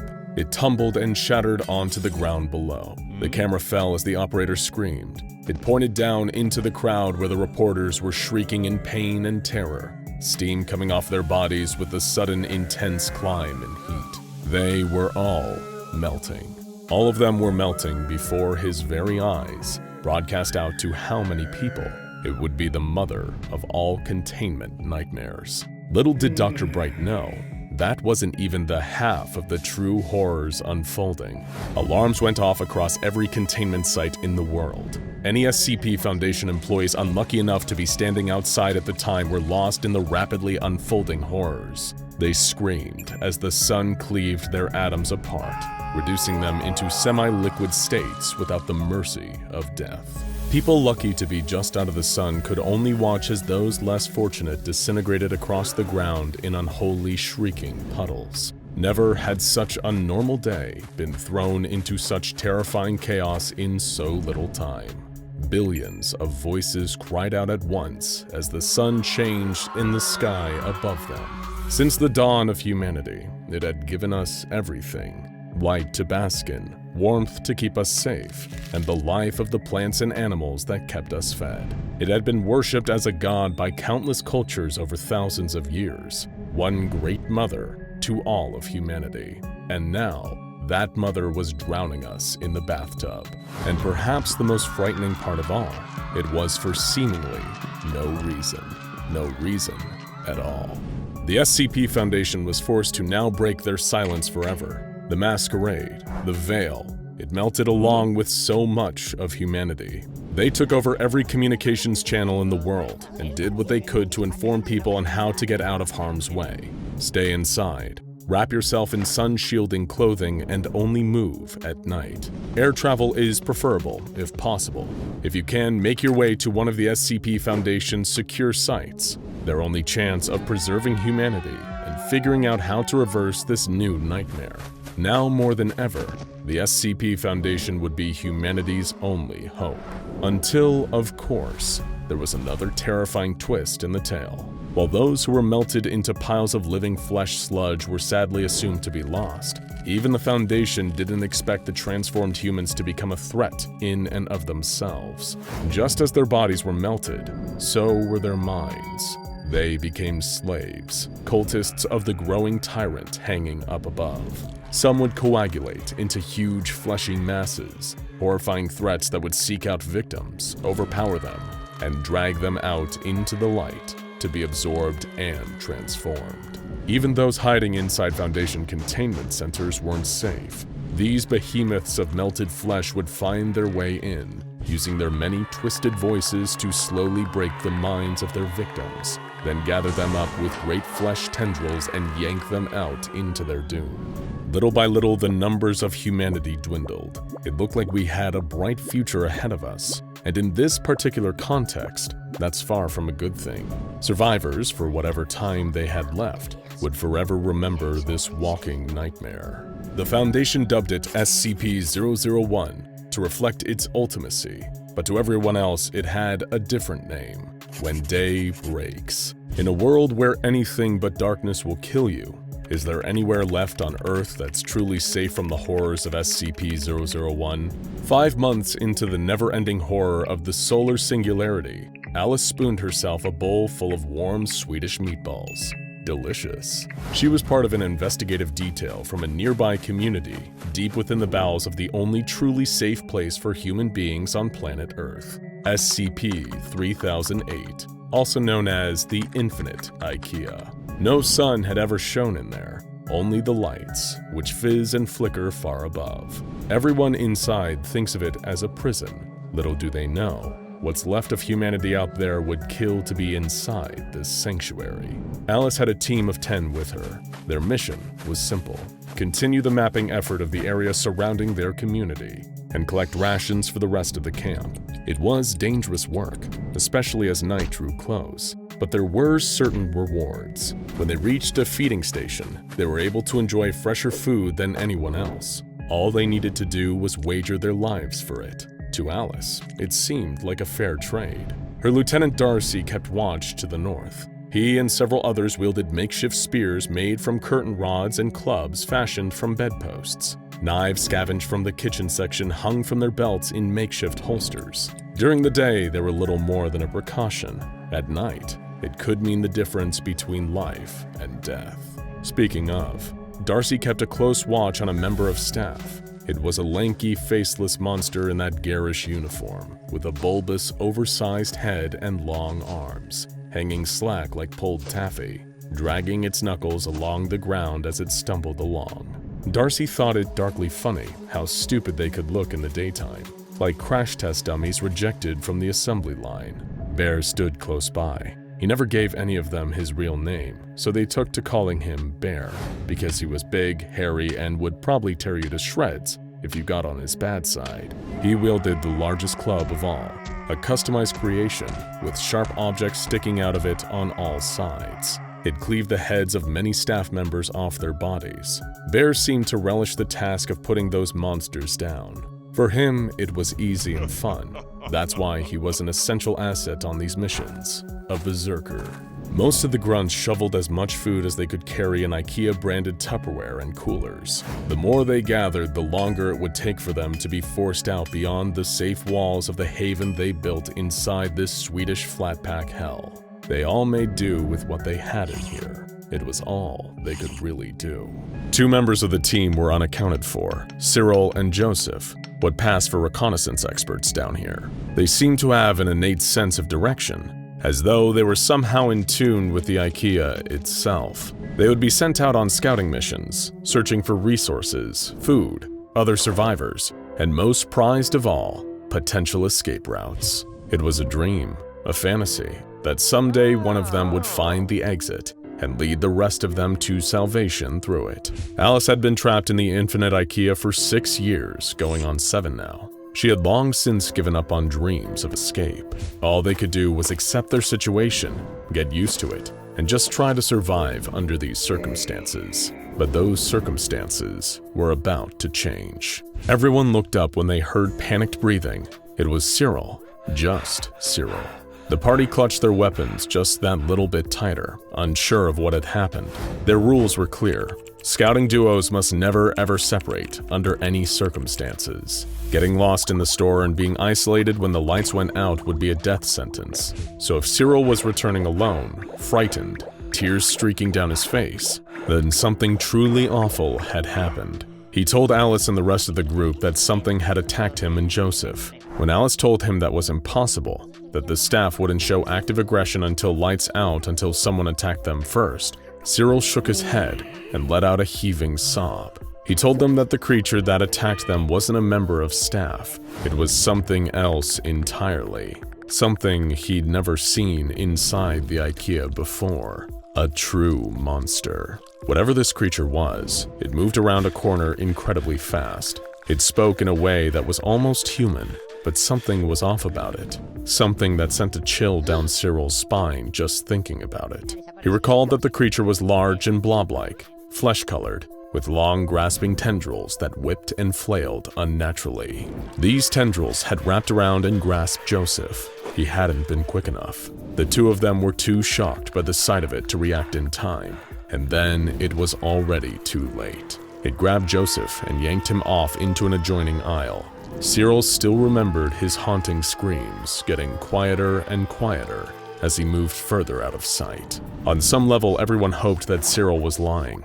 It was preferable to believe that he himself had snapped and murdered Joseph for some unknown reason, as opposed to some new, stronger, and even more dangerous creature that was now inside the Ikea. Was this some kind of upgrade?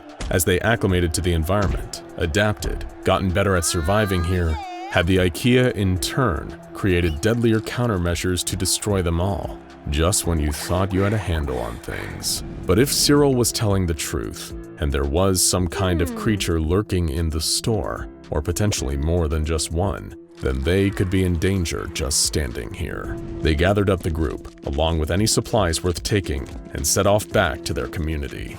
They would need to deliver the bad news so they could potentially prepare for the worst. It was just one of the many communities housed within SCP-3008. Many have theorized over the years that the infinite Ikea acts as a kind of nexus point for Ikeas all across the multiverse, accounting for the truly insane number of people who have gone missing without a trace into the building over the years. There were children who had been born in the Ikea, raised in the Ikea, known nothing but the Ikea.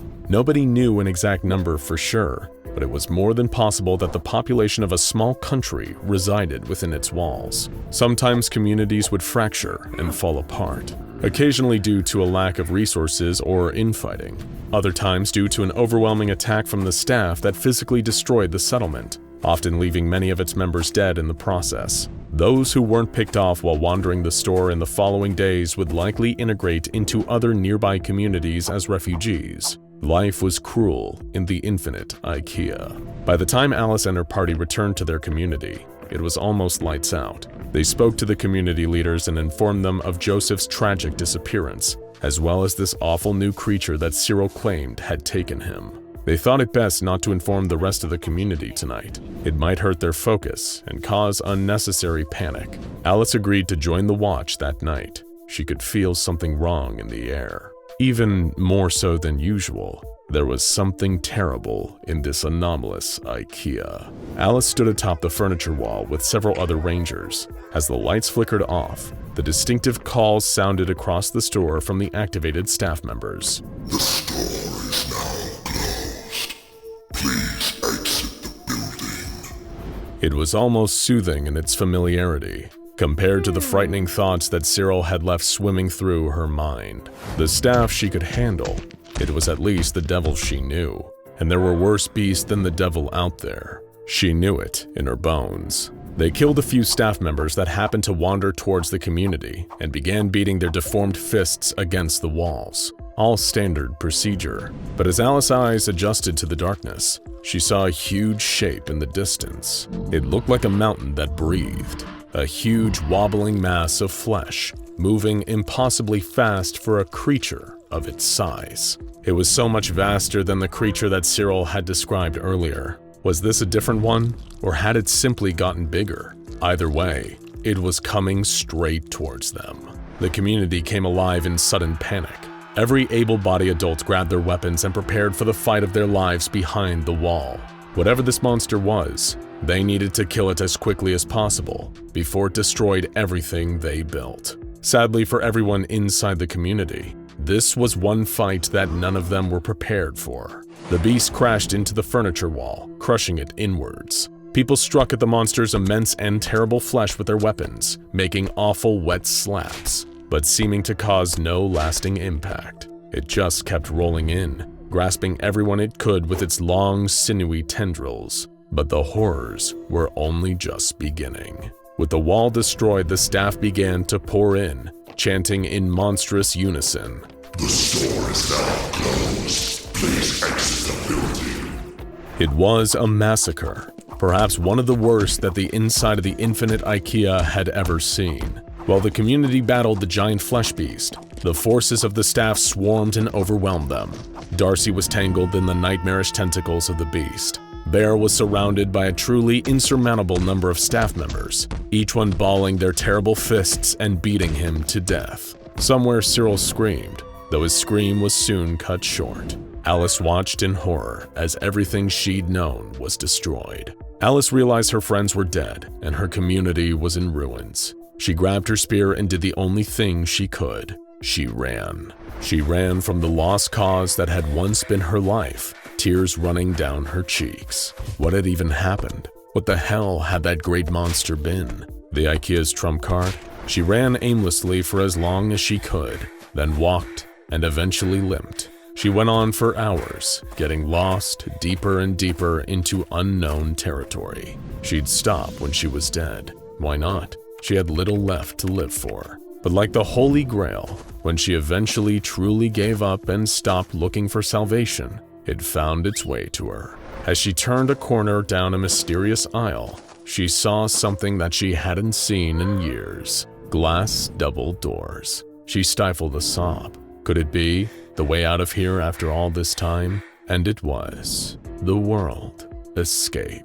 She'd lost everything, but regained this. Outside, dawn was breaking. After years, the great red sun. It was the most beautiful thing she'd ever seen in her life. She took a deep breath, smiled, and stepped into the light. Anyone working at the SCP Foundation will no doubt be familiar with SCP-3008, also known as the Infinite Ikea. For those of you that aren't, it essentially does what it says on the can. Or rather, it's assembled just like it is in the flat pack furniture instructions. While on the outside it appears to be an average, unassuming branch of the affordable Swedish furniture outlet, inside is a different story. Crossing the boundary of SCP-3008's automatic doors and venturing a little too deep into its maze-like confines leads to an endless labyrinth of Kullens and Hurdals, a dimensionally transcendental area that defies our ordinary human understanding of physical space. Lurking deep within the aisles of the Infinite Ikea are SCP-3008-2s, better known as the Staff, a race of misshapen, faceless humanoids with long, freakish arms that prey on anyone that enters once night falls. And yes, there are people inside SCP-3008, trapped souls that have wandered into the wrong Ikea, only to end up missing, sometimes spending months or even years inside, if they ever get out at all. An alert was ringing, filling the air with loud, blaring noise. Every member of Foundation personnel stationed outside the Infinite Ikea was rushing about, guards standing at the ready. The storefront of SCP-3008 had been silent for quite a long while, with nothing reported going in or coming out. But the Foundation knew far better than to assume that SCP-3008 didn't have surprises in store for them. Pun fully intended. Hey, don't you dare click off. We know where you live and Red Right Hand are lining up the shot. Anyway, there appeared to be some kind of commotion beyond the doors that quickly slid open just in time for something to be slung through the front entrance. It almost looked as if the Ikea itself had spat something out, like it was so toxic it couldn't endure having to keep it within its confines any longer. Cautiously approaching with their weapons raised, the Foundation's on-site security team moved towards the discarded mess to get a better look at whatever it was. It turned out to be a person, a man in around his late 50s, beaten within an inch of his life. He was wearing some kind of rudimentary circlet or crown around his head, seemingly fashioned by hand out of stationery and other materials scavenged from the paper shop department of the infinite Ikea. Speaking of, the man was wearing an Ikea manager's uniform, with a name tag pinned to his chest that identified him as Chris. Hanging from his neck was an Ikea-branded notepad with a message scrawled on it. But before you find out what that message was, we have another important message for you. One that directly impacts you. Yes, I'm talking directly to you. It comes from the sponsor of today's video, Private Internet Access. We know you've heard a lot of big claims from a lot of different VPN providers, but you absolutely must hear why we've chosen PIA as our personal VPN and why you should do the same. Unlike the SCP Foundation and some of those other VPN services out there, PIA is the world's most transparent VPN provider. They never record or store any user data at all. Don't believe us? Their no-log policy has been proven multiple times in court and was even verified by an independent audit by Deloitte. And they stay transparent so that you don't have to. With PIA's VPN, your IP address is hidden and your connection is encrypted, keeping your digital life protected from the prying eyes of network admins or even a certain mobile task force unit. And they've just launched what is maybe their coolest feature yet. With servers now in all 50 US states, you can look like you're surfing the web from exactly where you want. Need to look like you're checking out that SCP database entry from Indiana? They've got an IP address for you there. Or maybe you're on the West Coast and want to catch the early East Coast premiere of your favorite show and avoid spoilers. Not a problem with Private Internet Access. I could go on and on about all the features I regularly use, but why not try it yourself by going to www.piavpn.com/SCP and get an 82% discount on Private Internet Access. That's just $2.11 a month. Plus get 3 extra months completely for free. Not long before Chris was found in his roughed-up state outside the only Ikea that goes on forever, he was working at a different branch, one that was much smaller on the inside. Chris was the manager of the store and widely regarded by his employees to be an awful person. Nobody knew if he had always been that way, or if instilling him in a position of power over other retail workers had somehow caused him to develop a bit of a god complex. Either way, there was little he ever did to invoke much camaraderie with his colleagues. Whenever any of the store's workers were on their breaks, which they usually had to remind Chris were permitted by law and not optional, conversation often turned to their collective poor opinions of their manager. He'd been given the job out of pretty blatant nepotism. It was well known how cozy Chris was with the regional manager of all the Ikea stores in the area. On top of that, Chris had a pretty nasty habit of trying to force his employees to stay behind after their scheduled shifts had finished, while also refusing to pay them for overtime. You see, it was his own mismanagement of the work rota that had left the store understaffed at crucial moments of the day. The solution, you would think, should be obvious: hiring a few more new staff to help with the workload and to start their shifts at times when others were about to clock out for the day. But new employees wouldn't work for free. Their wages would come out of the store's budget, and why would Chris want to take on new workers? As the person in charge of payroll, he could help himself to that money, adding the wages of prospective colleagues as a bonus, on top of his own unjustifiably exorbitant salary. Perhaps the worst part about having Chris as a manager was that he seemed to get away with murder. As long as the store kept making a profit, then the management above him didn't care how badly he treated his employees or flouted the rules for his own gain.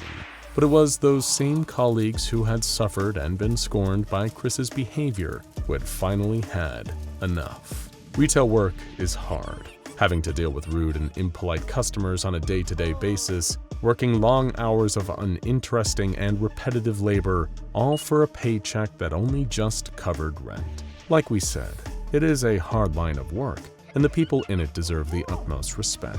But you throw a megalomaniacal manager into the mix, and you've got a ticking time bomb on your hands, one that'll sooner or later explode.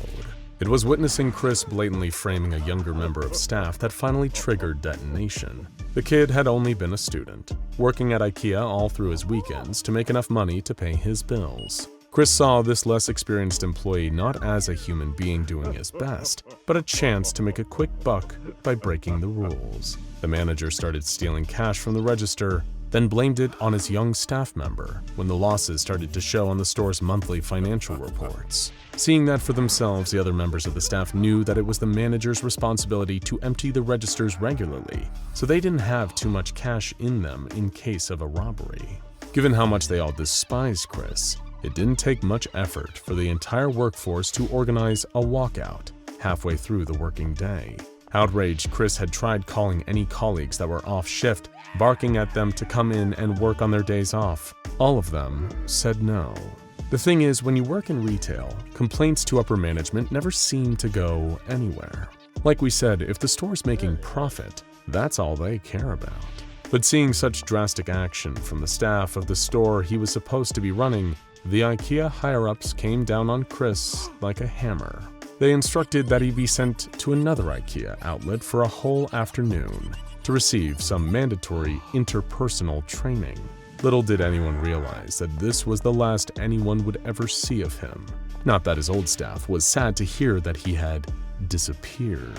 Arriving at what looked like an ordinary Ikea, Chris parked his car outside. The place seemed deserted, no customers filing in and out of the front doors, the only other vehicles in the parking lot looking like they had just been abandoned by their owners. The manager scoffed to himself. These people running this store were going to teach him how to do his job? Indignantly, he clipped his name tag on and stepped out of his car, marching across the asphalt towards the entrance. The automatic doors gently slid open, shutting smoothly behind Chris as he stepped inside. The whole store was quiet, barely a peep from anywhere. The high ceiling of the Ikea store he so poorly managed carried a lot of noise and made any sound echo throughout the building. The squeaking of shoes against the vinyl floors, the bustle of customers, the electronic beep of cash registers, and the lull, dulled music played over the intercom. But there was none of that here. A deathly silence filled the aisles of flat-pack furniture, display models of Hemnesses and Tricycles standing as still and foreboding as gravestones. Suddenly, the sound of movement reverberated from between one row of aisles. Chris began marching towards its source, expecting to find an employee who would point him in the direction of the office where his training was supposed to be conducted. Sure enough, within a few steps, Chris spotted a figure in a familiar bright yellow t-shirt and blue pants, the same uniform his Ikea underlings wore at his store. Excuse me, he called as he strode towards the employee, shoes clomping against the floor with every step. you need to tell me where your manager is. I'm from the store across town, here for some pointless training seminar. Chris hadn't waited until he was close enough to engage in pleasant conversation, instead making his demands as he approached. The figure in the Ikea uniform, however, didn't turn to face him. Hey, I'm talking to you, Chris shouted. You deaf or something? There was a pause, telling Chris that what happened next wasn't in response to what he said, although that didn't make it any less frightening. The figure, who had been hunched over near the floor, suddenly drew itself up to its full height. It towered over Chris. It must have measured close to 7 whole feet. As it turned, the malignant manager saw its face, or that it didn't have one. No eyes, no mouth, nothing but a smooth surface without any discernible features. Its arms were elongated, huge claw-like hands hanging down to the creature's knees. Being a coward, Chris turned and ran immediately. Confrontation was another area his employees had noticed he was sorely lacking in. Whenever faced with a rude and cantankerous customer, Chris would never defend his colleagues or their actions. Instead, he would suck up and brown-nose to customers who were clearly in the wrong, essentially rolling over the minute anyone raised their voice. So now, confronted with a lumbering, faceless entity, his self-preservation instincts were kicked into overdrive, and he raced deeper into the store. Not exactly in the best shape, he slowed to a halt, wheezing as he tried to catch his breath. That was when, looking around, Chris noticed just how long the aisle seemed. He was sure he would still be able to see the front door from here, yet couldn't spot the entrance anywhere from where he was currently standing, panting like a thirsty dog. He looked over his shoulder. There was no sign of the staff member he'd encountered. Little did Chris know that it had lumbered off in the opposite direction the second he had run away from it, hardly paying him any mind, at least while the lights were still on. Unable to find the entrance or even a fire door he couldn't escape through, it didn't take long for the lights inside the infinite Ikea to dim. marking the start of the night cycle. Something about it being darker made the sounds of shuffling even more noticeable. There were more than one of those faceless, uniformed creatures. Trembling, Chris climbed inside a Kleppstad, a wardrobe with a sliding door. Barely able to sleep with his knees tucked up under his chin, he spent the entire night inside the cramped, confined space. Every sound of movement from outside brought with it the mental image of one of the staff sliding open the outer door and reaching down to grab him. The whole sleepless while, Chris couldn't help but think about what he could have possibly done to deserve this cruel fate. The next morning, the lights came back on and started to bleed through the seams of the flat-pack wardrobe, waking Chris from what little restless sleep he had gotten. He paused, unsure if he should venture out in case he came across another one of the staff. Suddenly, he heard the sound of voices, muted and muffled by the door of the Kleppstad, but definitely real human voices. Had it all been some horrible nightmare? Had he fallen asleep at work and been stuffed into a wardrobe by his ungrateful employees? Oh, now he had them. He would sue every last one of them out of their jobs. Sliding the door open and tumbling out of the Kleppstad, Chris found himself flying face down on the store floor, his legs too cramped to move. Just as he tried to will them into moving again, a voice called out to him. Hey, mister, it said. You okay there? A trio of footsteps raced over to where he was, and before he could get a good look at who they belonged to, hands were pulling Chris up off the floor. He looked at his rescuers, bemused to see other people in this endless void of affordable homeware. They were two men and a woman, each in disheveled clothing that looked like they had been wearing the same thing for years. Easy there, fella, one of the men spoke. Name's Buster. Which settlement you from? What do you mean by settlement? Chris asked, confused. Looks like we got another newbie. The woman chuckled dryly. When'd you get here? Yesterday, I think, the former manager answered. Time can be a bit screwy in here, the second man chimed in. I'm Nolan. This here is Janine. You got a name? Chris. He nodded. You hungry, Chris? The three survivors led Chris through the winding expanse of the Ikea without an end, navigating the identical aisles with the expertise of people that had been here long enough to know their way around. In what felt like the tiniest fraction of the time that he had been lost the day before, they brought Chris to the food court. It was bustling with activity, more so than the one at his store, with people patiently lining up to take their fill of food from the Ikea menu. After joining the queue, Buster returned and handed Chris a plate of Swedish meatballs with mashed potato, peas, cream sauce, and lingonberry jam. So pleased to see food again, Chris began to gluttonously devour the whole plate, while the others explained some of what was going on here, although he was barely listening.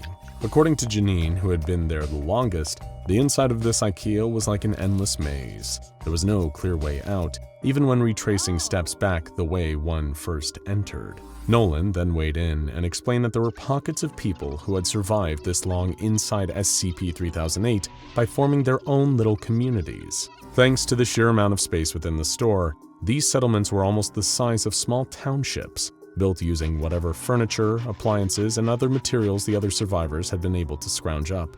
How come you don't run out of food? Chris interjected. It replenishes every day, man, Buster replied, gesturing to the food court around them. Sure, it's not ideal if you aren't a huge fan of Ikea food, but you get used to it. Could be worse, all things considered. Then what the hell do you all do for money? The stubborn manager demanded. Look around you, Janine scoffed. We don't need it in here. We're cut off from the rest of the world. Stuff like money hardly makes a difference. Can't get us home or keep us fed, so what's the point? Chris sighed, evidently frustrated at the prospect of living inside an Ikea yet not having the opportunity for monetary gain. So, who's in charge? He asked. Who runs this place? Well, no one, Nolan shrugged. Settlements all work together, help each other out if needed, but we don't have any singular person running things. Hearing that out loud caused a twisted idea to form in Chris's balding head. Asking to be escorted by Buster to the right aisle, he started gathering up what he needed to make a rudimentary crown. What's that for? Buster asked, a little concerned about what Chris was planning. Oh, you wouldn't understand, he replied, not looking up from applying hot glue. Don't worry, I'll explain it in nice, simple terms when I'm ready. That night, despite being welcomed into the trio's town of lighting with open arms, Chris slipped back to the food court while the other settlers were sleeping. Carefully, he avoided the lurking staff and their drone calls of, "The store is now closed. Please exit the building." Reaching his destination, the malicious manager lay in wait for the next morning, hiding out underneath the counter where the food was served. The next morning, the collected survivors of the Infinite Ikea were met with an unfamiliar sight as they approached the food court. All the food had gone. It had still replenished overnight like it usually did, but someone had gathered it up before anyone had a chance to eat. Stood atop the counter with a smug look on his face, Chris made a show of placing his crown over his head. Morning, everyone, He announced. From today, things are gonna be a little different around here, but I'm sure we'll be able to work together like one big happy family. Holding the gathered SCP-3008 residents as his literal captive audience, all of them hungry and irritable, Chris outlined what he had determined to be the best system possible for how things should be run inside the Endless Store. I will keep all the food secure and safe, and we're gonna start rationing it out, He explained. What for? A voice shouted from the crowd. It reappears every night anyway. Well, here's what we're gonna do. If you just shut up and let me finish, Chris replied calmly, but with a condescending tone of superiority. According to Chris's grand scheme, every day each settlement would be allocated what he deemed to be an acceptable amount of rationed food to feed its population of survivors. Then he made an offer to anyone who was willing to help him.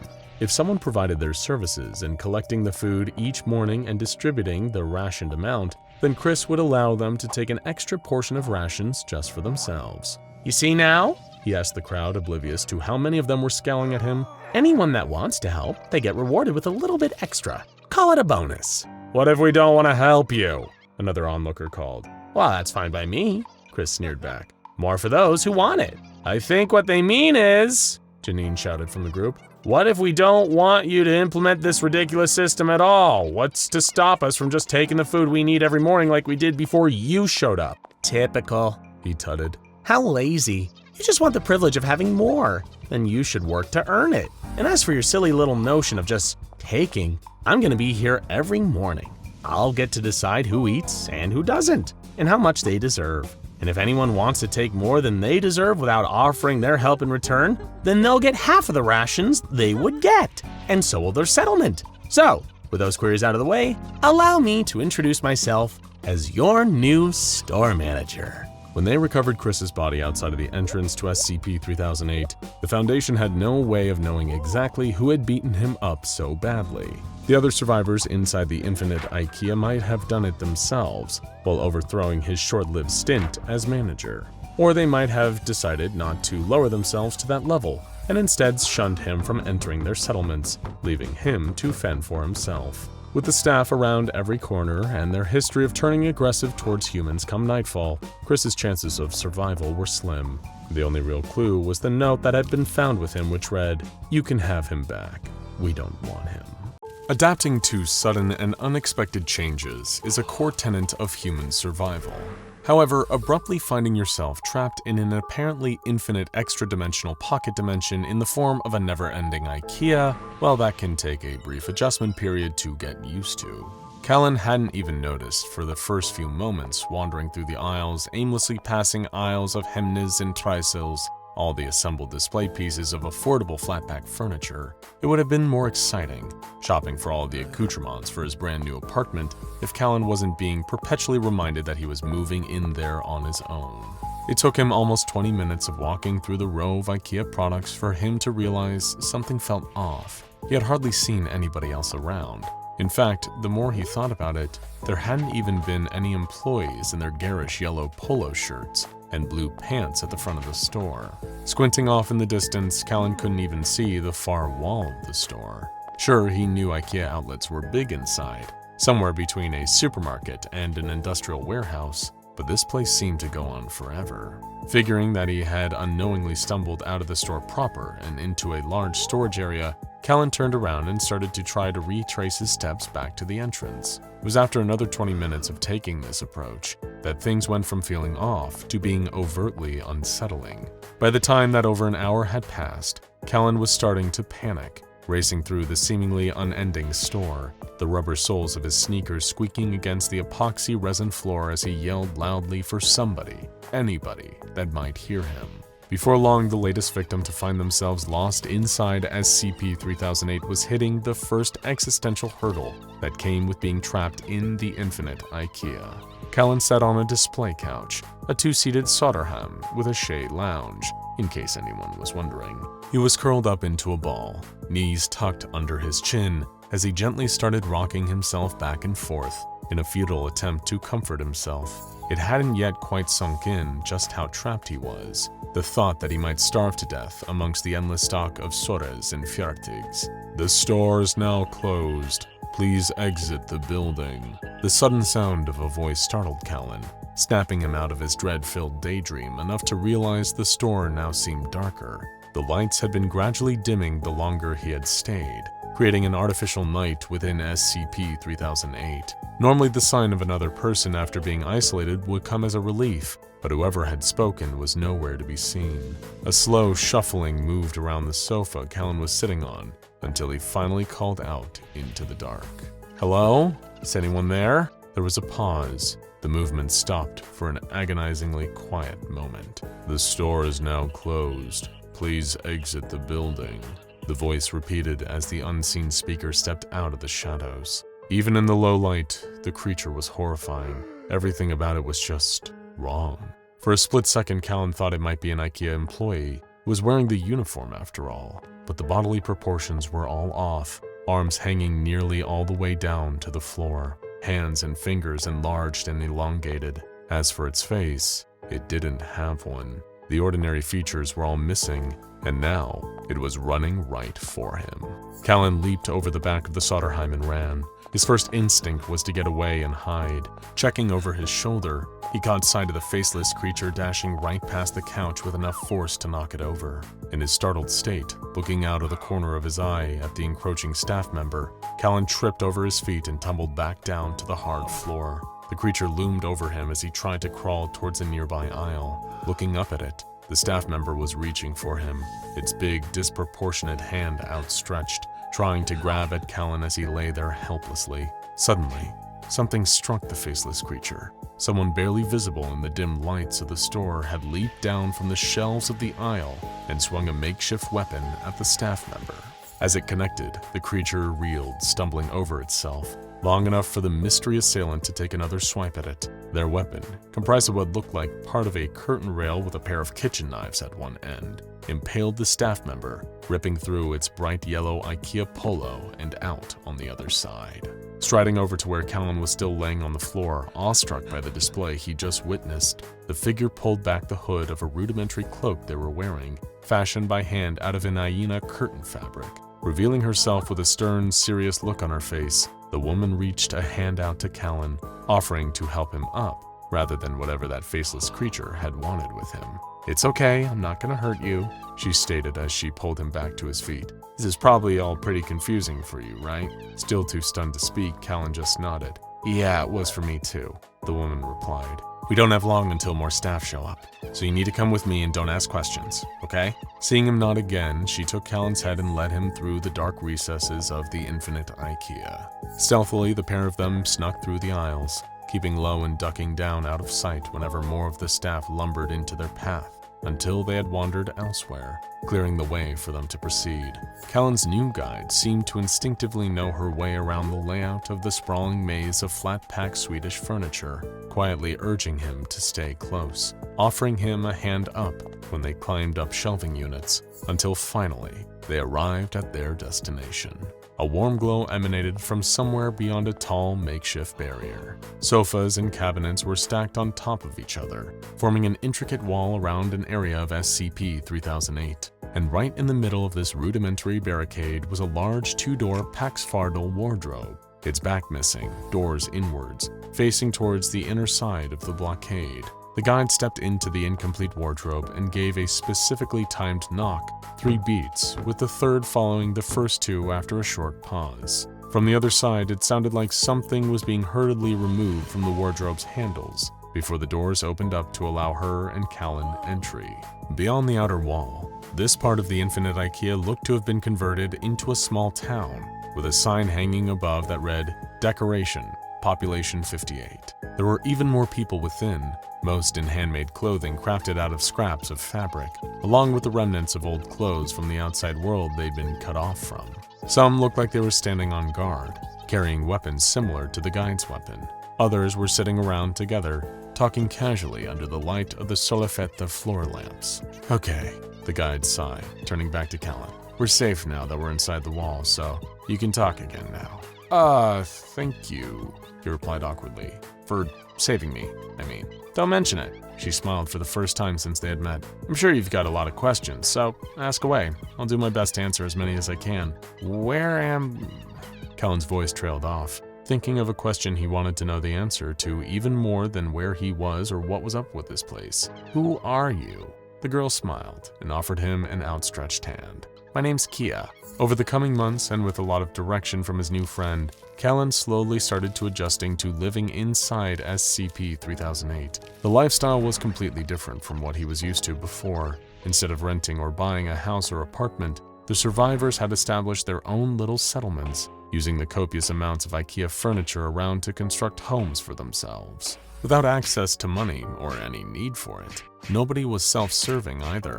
Everyone chipped in and helped each other out, agreed to take on tasks that would benefit their fellow survivors. There was a strong sense of community inside. All anyone had in the infinite Ikea was each other. They were all in the same situation, and surviving it was made easier by cooperating.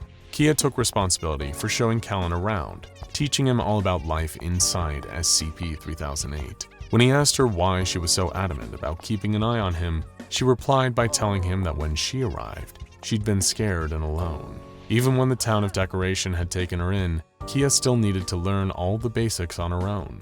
She admitted that she wished somebody was there to teach her, and endeavored to do exactly that for Callan.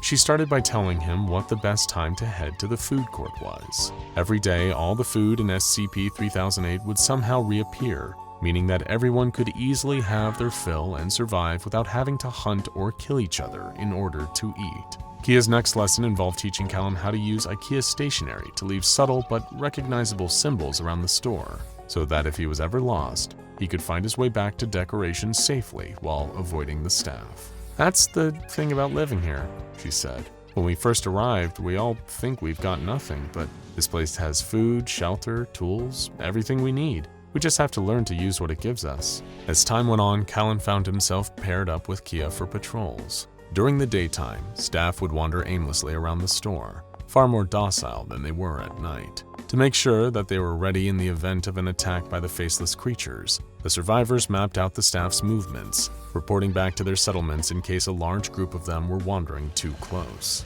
The more they went out together, the more Callan found himself eagerly looking forward to being in Kia's company. Maybe it was just because she was the first person he'd met inside the infinite Ikea, perhaps because she had saved his life, but there was something about her that made him feel a little less sad about being trapped here, a feeling that would soon be cruelly ripped away. It happened during an otherwise normal patrol. Kia and Callan were checking the aisles, keeping an eye on the staff, and tallying every one they saw. The lights were starting to dim, indicating that it would soon be night again, and the pair of them agreed it was time to start heading back to Decoration. That was, until a sudden screeching caught their attention. What the hell was that? Callan whispered. No idea, Kia replied. Could be someone else just arrived. She gave a hand signal that instructed Callan to split up. The pair of them moved through parallel aisles towards the source of the noise. It sounded like stones scraping against the floor, the weight of concrete causing whatever was being moved to generate a grating, eardrum-piercing racket. As he moved silently through the now familiar space of SCP-3008, Callan racked his brain about what could be making a noise like that. There was nothing that heavy or made of stone within Ikea, at least not that he had encountered. Even Kia had looked surprised when first detecting that sound. She'd been in here for so much longer, so it was telling when even she had no clue what had made it. Suddenly, the noise stopped quickly as it had started, followed by the call of a familiar voice. Callan, come look at this, Kia called. What is it? He shouted back, trying to keep his voice low but audible, aware that staff might be nearby.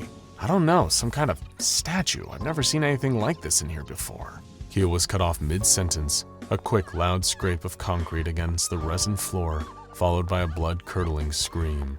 Eyes widening in horror, worried for her safety, Callan sprinted further down the aisle, frantically calling Kia's name. As he reached the nearest corner, the screams stopped. Her cries didn't fade, lowering gradually then petering off. Instead, her voice just cut out abruptly with a sickening muffled crack, like the sound of bone breaking beneath the skin. Panting, Callan whipped around the corner. That's when he saw her, lying on the floor, totally, unnervingly still. Her head was tilted at an unnatural angle, the bones of her neck misaligned as blood dripped from her nose. Kia's body was lying at the feet of something Callan had never seen since he arrived at the infinite Ikea. It was some kind of sculpture, constructed out of concrete over a metal rebar skeleton, with a crude attempt at spray paint over its outer surface. He had no idea that this statue was often referred to as SCP-173, otherwise known simply as the sculpture.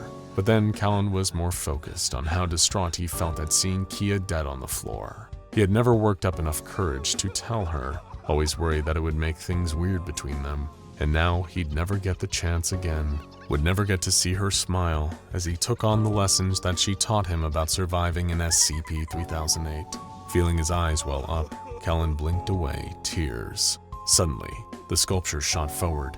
In the split second that his eyes were closed, Callan staggered away in shock and stumbled over, landing on his back on the floor. As he went to get up, SCP-3008 was inches away from him, having moved yet again of its own accord. Carefully, Callan stood up, making sure to keep looking straight at the sinister statue. It was getting clear what this thing was doing, that it couldn't move while being observed. Sure enough, as he started to cautiously back away one step at a time, SCP-173 stayed still, frozen in place. Reaching the corner, his eyes stinging, desperate to blink, Callan took a deep breath, fixing his gaze on the sculpture for one moment longer until, turning and sprinting as fast as his legs would allow, Callan had a few short moments to blink, sending his tears streaming down his face. Behind him, he could hear the same oncoming sound of concrete scraping heavily against the floor as the sculpture gave chase. Callan rushed down the aisles, grabbing stacks of flat packs off the store shelves and pulling them onto the floor, leaving piles upon piles of mess behind him in a desperate attempt to slow the oncoming statue down. Why hadn't it killed him already? Perhaps it was just playing with its food.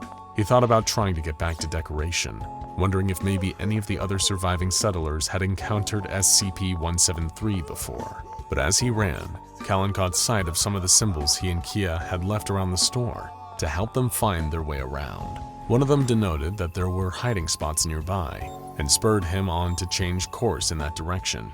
He couldn't lead the sculpture back to town, not if it could slaughter them all in the blink of an eye. Finding a cramped cupboard, Callan climbed inside and shut the door behind him. With his knees tucked under his chin, he couldn't help but remember the time he had arrived in the infinite Ikea.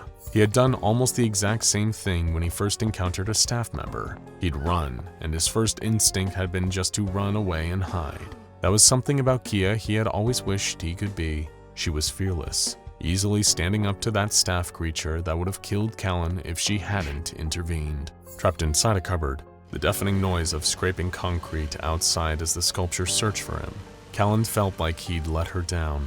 It seemed that despite Kia's best efforts to teach him, he was still scared.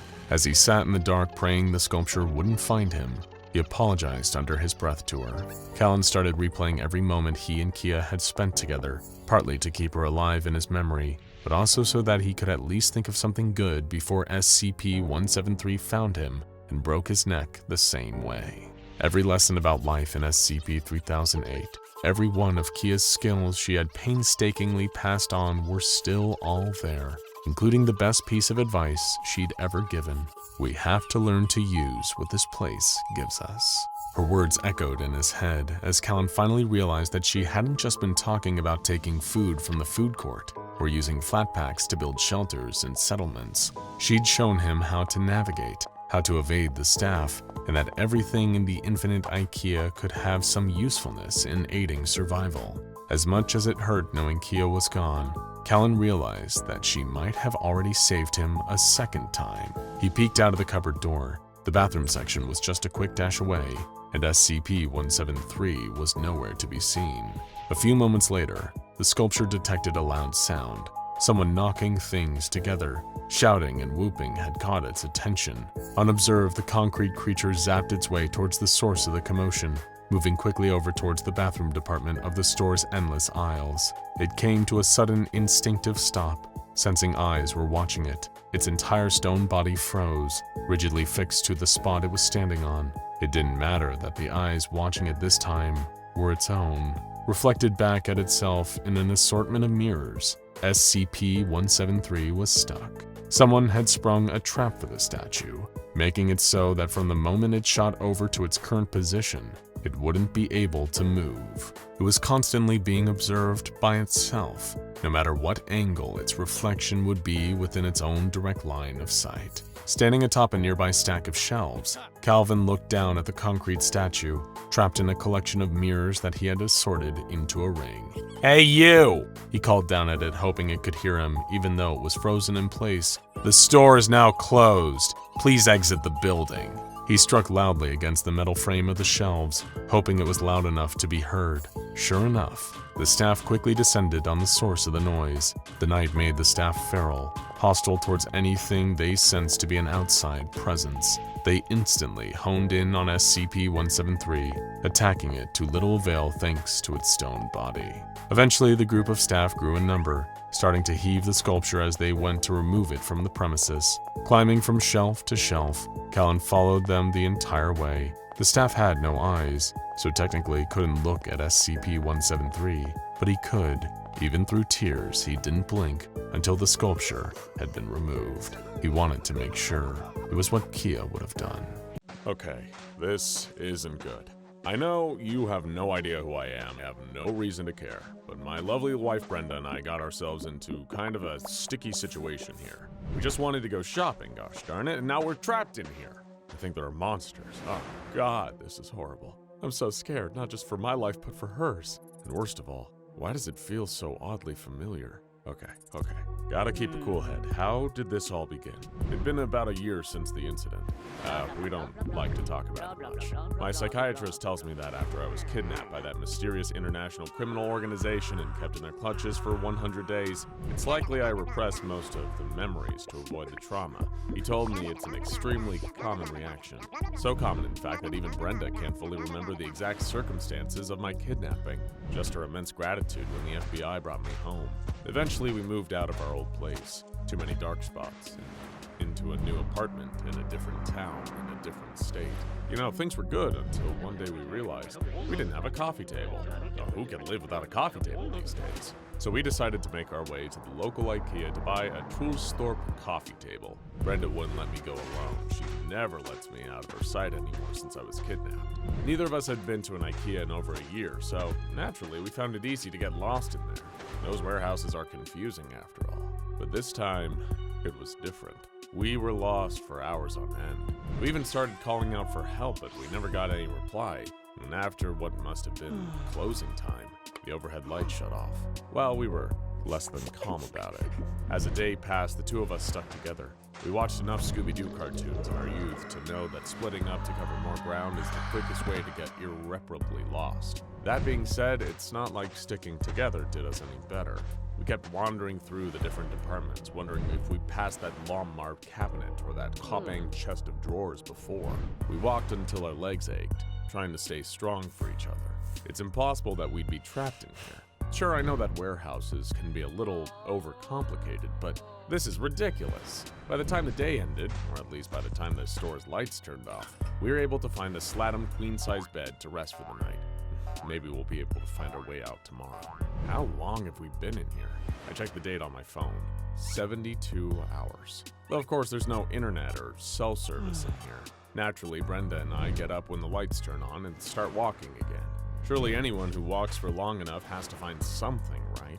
We both hold this hope in our hearts as we pass what feels like miles of cheap, flat-packed display furniture, wondering what on earth is going on. Sometimes we see figures moving in the distance. Part of me can't help but wonder if they're really there or if I'm just losing my mind in here. Difficult to say. It feels hyperbolic to even express this thought, but there's something oddly frightening about the things I see out of the corner of my eye. I start to get the sense that we're not alone in this strange place. And frighteningly, I don't know if not being alone in here is really such a good thing. At least we have each other in here. Oh god, things just got a lot worse. So, Brenda and I were walking down one of the many latticed aisles of the kitchenware department when the lights shut off. Thankfully, we'd picked up a pair of Friel rechargeable flashlights, so moving in the dark was no longer a deal breaker for us. Goody. Or at least that's what I thought, until we encountered something horrific in there. Look, Brenda said, pointing into the distance. It's a member of staff. I couldn't tell you why, but the second Brenda said that, a chill went down my spine. It was like the lingering after effects of some memory I couldn't recall. There was a silhouette in the distance, and in the beam of the flashlight, I could make out the faint colors of an IKEA staff member's uniform. I knew right there and then that it was time to get the hell out of there. But before I had a chance to say anything to Brenda, the so-called staff member had already closed the distance. It ran into the beam of our flashlights, its long, drooping arms and featureless face shining in the light. Instinctively, I threw myself into its path to protect Brenda. It forced me to the ground and began beating me with its fists, kept repeating in this kind of freakish, robotic voice, The store is now closed. Please exit the building. If Brenda hadn't smashed it over the head with a Vatnot stainless steel kettle and beat it to a pulp on the ground, I would have been done for. So, now we know. There are monsters in here. Great. Food and water are becoming an issue. It's not something we've needed to address until now because of the healthy supply of snacks in Brenda's purse, but there's a hard limit to things like that. We realized we really needed to find food in this place or we'd be doomed. But after the encounter with that monster, we're moving cautiously. Who knows how many of them are still out there. We can't travel at night anymore. That'll keep us safe, but it won't do anything about our hunger situation. It's only a matter of time. Brenda's a genius. I don't know how I'd ever survive in this terrible place without her. I'd probably die on day one of my own. She remembered that no IKEA is complete without a little mini cafeteria where they serve a variety of Swedish dishes, including their famous IKEA meatballs. All we need to do in the otherwise sterile environment of the IKEA is follow the smell, until we found our way to sweet, meaty salvation. And that's exactly what we did. Eventually, this plan bore fruit, and we found our way to the cafeteria. I'd never been so happy to see crappy furniture store food. We both grabbed a bowl full of meatballs when suddenly, just before I could take a bite, I felt an overwhelming wave of nausea. Something about it felt so incredibly, unsettlingly familiar. What the hell was going on here? Another day, another near-death experience. Our hearts leaped up into our throats when we turned a corner and saw one of those faceless monsters just standing there in the next aisle. We were ready to either square up or run for the hills. But oddly, this time, it didn't even seem to register our presence. It was almost like, during the day, they didn't have the same aggressive nature to them. Curiouser and curiouser. Just like it said when it first attacked me, I think these things really only do attack when the store is closed. Guess that makes them lawful evil. God, I miss D&D. We're getting a little better at the whole freaky supernatural IKEA thing. Brenda figured if there are monsters out there, our best bet would be to arm up and protect ourselves. And hell, I'm not gonna disagree. We scavenged different parts of the store to make ourselves a mini IKEA armory, barred full of meat tenderizers, Vorta chef's knives with Vorta meat cleavers from the same set. We also picked up some fractal rope and tarpaulin, and a pair of stylish Vardlins travel backpacks to carry all our new IKEA swag in addition to the food we've been keeping in the IKEA Pruta Tupperware packs. With the two of us together and all this equipment, I feel like we're ready for anything. In the following week, we discovered that we were not, in fact, ready for anything. While what we would later call the 8 Days of Hell started off rather pleasantly, the standard wandering, foraging, and sleeping, it ended in a no-holds-barred fight for our lives when the lights turned off unexpectedly while we were surrounded by maybe 20 members of demonic IKEA staff. Even with our weaponry, we couldn't fight many of them. Instead, we ran for our lives in the dark. That's when Brenda tripped over a carelessly discarded Lilalbo 3-piece toy train set. I ran back to help her up, but they were already too close for us to make it out of there. Terrified, we hunkered down and waited to die in each other's arms. That's when a series of expertly placed gunshots rang out through the air, and the staff members collapsed onto the ground, each of their faceless heads perfectly perforated by a well-aimed bullet. We looked up to see the face of our savior, a strange man holding a rifle and a bulletproof vest, grinning wildly. "Come with me if you want to live," he said. And we did. So we did. When we woke up the next morning after practically passing out from the stress, Brenda and I saw that we'd been shepherded into a miniature makeshift campsite by our mysterious, well-armed Good Samaritan. He told us that his name was James, and he'd been trapped in what he referred to as the infinite Ikea for weeks now. Thankfully, he had his trusty rifle with him, or he probably would have been killed by the staff long before now. We decided, out of politeness, to not ask him why he'd brought a rifle and a bulletproof vest into Ikea in the first place. We were just happy to be alive. We even gave him a few of our tubs of meatballs as thanks for the daring assist. James told us that there were others trapped in here, some of which have even made full settlements. With his weaponry and our supplies, we might even have a good chance of finding others out there, forming a group and getting out. And that sounded like a great idea to Brenda and I, so we were more than happy to tag along. Over the next 21 days, we explored more of the infinite Ikea with James. It certainly felt safer with him around, being able to take on the staff at a distance rather than risk being overpowered and killed in a more traditional struggle. James is a really nice guy, if a little strange. During our 21-day period of searching for others, James killed a few different staff members during the night. For Brenda and I, killing off attacking staff members is a profound relief. But James, he seems to take an almost perverse pleasure in killing them. But we do what we can to overlook that fact. At the end of the day, even if he is a bit of a freaky gun nut, he's a valuable asset in a world like this. However, for days on end, our search for a camp was fruitless. There were supposedly a huge number of communities inside the infinite Ikea, which often have their own unique cultures and hierarchies. It was hard to believe that all of this was actually happening. Was James just making it up and taking us for a ride? But even if he was just crazy, what other options did that leave us? We just had to keep going, but nothing would prepare us for the kind of madness we were about to face. At some point during our journey, when we were still searching for one of the supposed outposts hidden in the depths of the Ikea, we were ambushed, but not by the staff. No, it was a collection of human beings wielding knives and dressed in the staff's clothes, wearing their hollowed-out heads like masks. There were maybe 20 of them when they got the jump on us, surrounding us and neutralizing any advantage James's gun could have given us. These masked strangers identified themselves of a nomadic gang calling themselves the Sons of Vardagan. They'd come from an outpost that had since fallen, so at least we knew that James was right when he told us about the communities out there in the Ikea. And then something even stranger happened. One of the Sons of Vardagan pointed at me and said he recognized me. I said that was impossible, and that I'd never seen him before in my life. He brandished his knife and started getting in my face, claiming I was lying. That's when Brenda stepped forward to defend me, telling him to step off. As wonderful as her intention was, this just made things worse. A few other members of the Sons of Vardagan began ganging up on her, and that I simply couldn't abide. Without even thinking, I threw an impulsive punch, laying out one of the goons. That turned all heads my way and gave James an opportunity to take his chance. He turned his rifle towards some of them and opened fire, killing several of them and scattering the rest. Maybe we were better at this whole survival thing than we thought. Over the next couple of weeks, we continued our search, our confidence bolstered by our win against the Sons of Vardagan. We made occasional stops, searching out cafeterias to refuel our meatball supply. You need protein in the infinite Ikea. At some point during the journey, James asked Brenda and me a strange question. Have you ever heard of the SCP Foundation? Well, neither of us could answer that question. There was a strange, faint memory of that name. Was it some kind of charity? Maybe a government thing? I don't know. But something about it, just like so many other elements of this impossible situation, is eerily familiar to me. I just don't understand. I just don't get it, and it frightens me. 68 days into our confinement, we found something horrifying.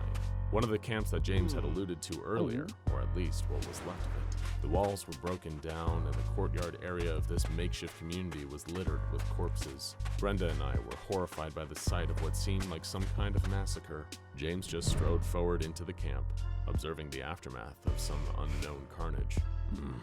Looks like we got here too late, he said. Shame. A real shame. James advised us to collect any resources worth taking from the ransacked camp and moving on. No point crying over people we never even knew. But looking at the bodies, part of me felt as though I had known these people once. Perhaps in another life. I got closer to one of these deja vu-inducing bodies and noticed something strange. The body had gunshot wounds. Over the next 4 days, a nightmare erupted. After discovering the massacre at the camp, I came to realize that James couldn't be trusted. He was dangerous and unstable, and I had every reason to believe he was the one behind all those killings. I relayed these facts to Brenda and told her that we needed to get away from him as quickly as possible. But when we attempted to escape, he caught us and held us at gunpoint. He seemed intent on killing both of us. He was bigger, stronger, and better armed than the two of us, so all I could do was distract him and hope for an opportunity to turn the tables. I asked him who he really was and why he was here. So, figuring he had nothing to lose, he told us. Once upon a time, he had been a mobile task force operative, kind of a special ops guy for that SCP Foundation group. He'd been one of the best, but after he horrendously botched a mission, including intentionally murdering many civilians over the course of his career, just for fun, he'd been demoted to D class, which, to the best of my knowledge, seems to be a human guinea pigs this SCP Foundation used for cruel experimentation. One of the experiments they used him for was apparently this very location, the Infinite Ikea. He'd been in here for a long time now, with guns and ammo he'd stolen from other Foundation operatives that had been trapped in here. In a sense, he loved it in here. He got to do his favorite thing of all, killing people with nothing to stop him.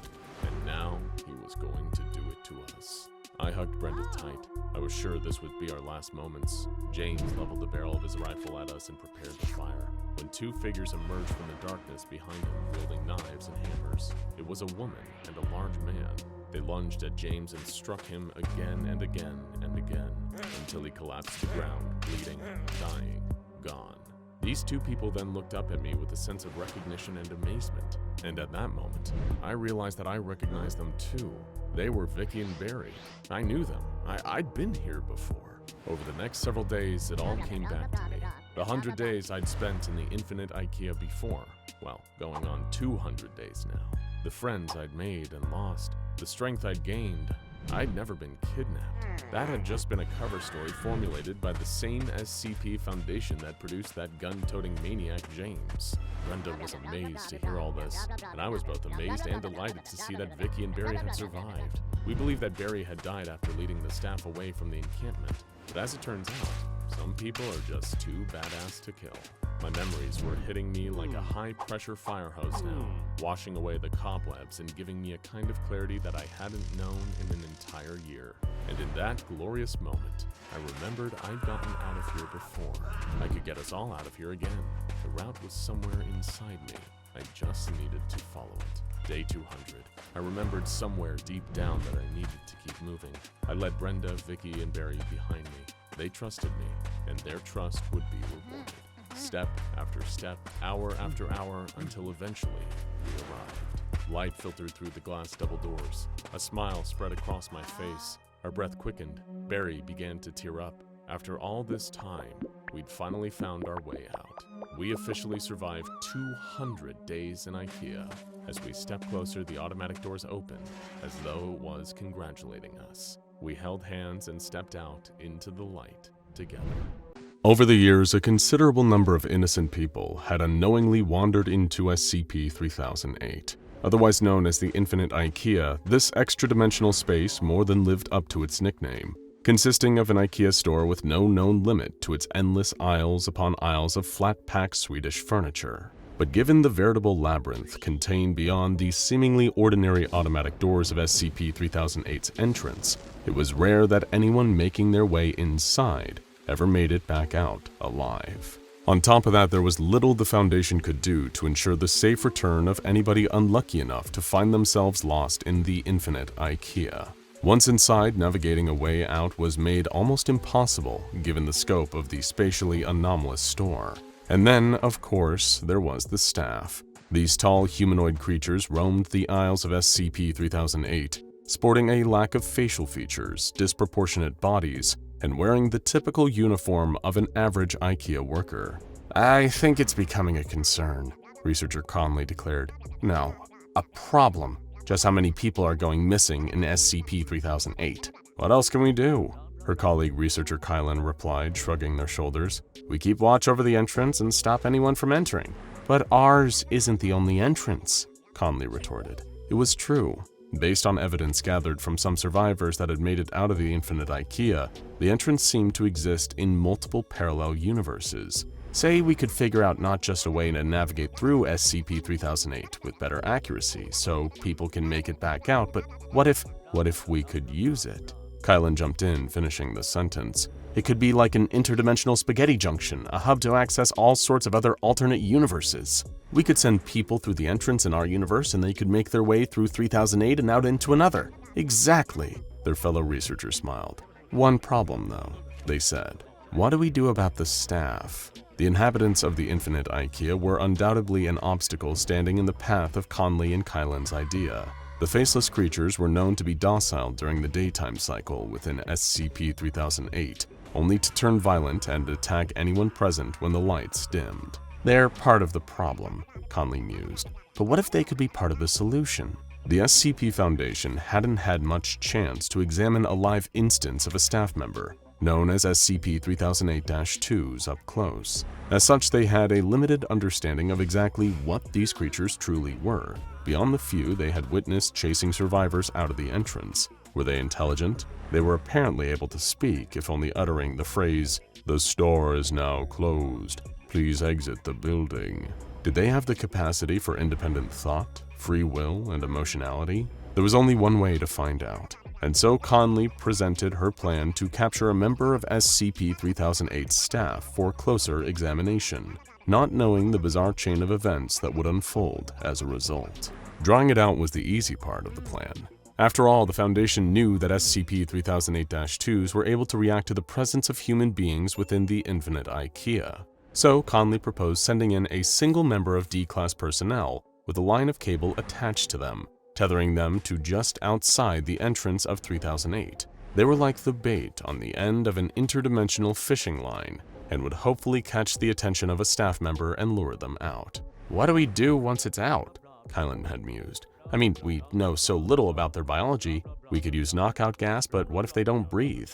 We could tranquilize it, but what if they don't have blood? It had been the one hitch in Conley's plan, although she had suggested they use pure force, trapping the staff member like a wild animal before bringing it back. And sure enough, as an instance of SCP-3008-2 came racing out of the infinite Ikea, hot on the heels of the D-Class, Foundation security officers were able to swoop in and capture the creature, restraining it and bundling it into a transport back to the site. However, upon receiving their captive staff member, Kylan and Connolly were faced with a new problem. The creature seemed to be in its passive state. It didn't seem to be aggressive while away from SCP-3008. Kylan had posited their theory that the staff's attack state was linked somehow to the day and night cycles within the infinite Ikea, and now separated from that space, the SCP-3008-2 would remain docile. But the larger issue was communicating with it. As patient as Connolly tried to be with the faceless, mouthless humanoid,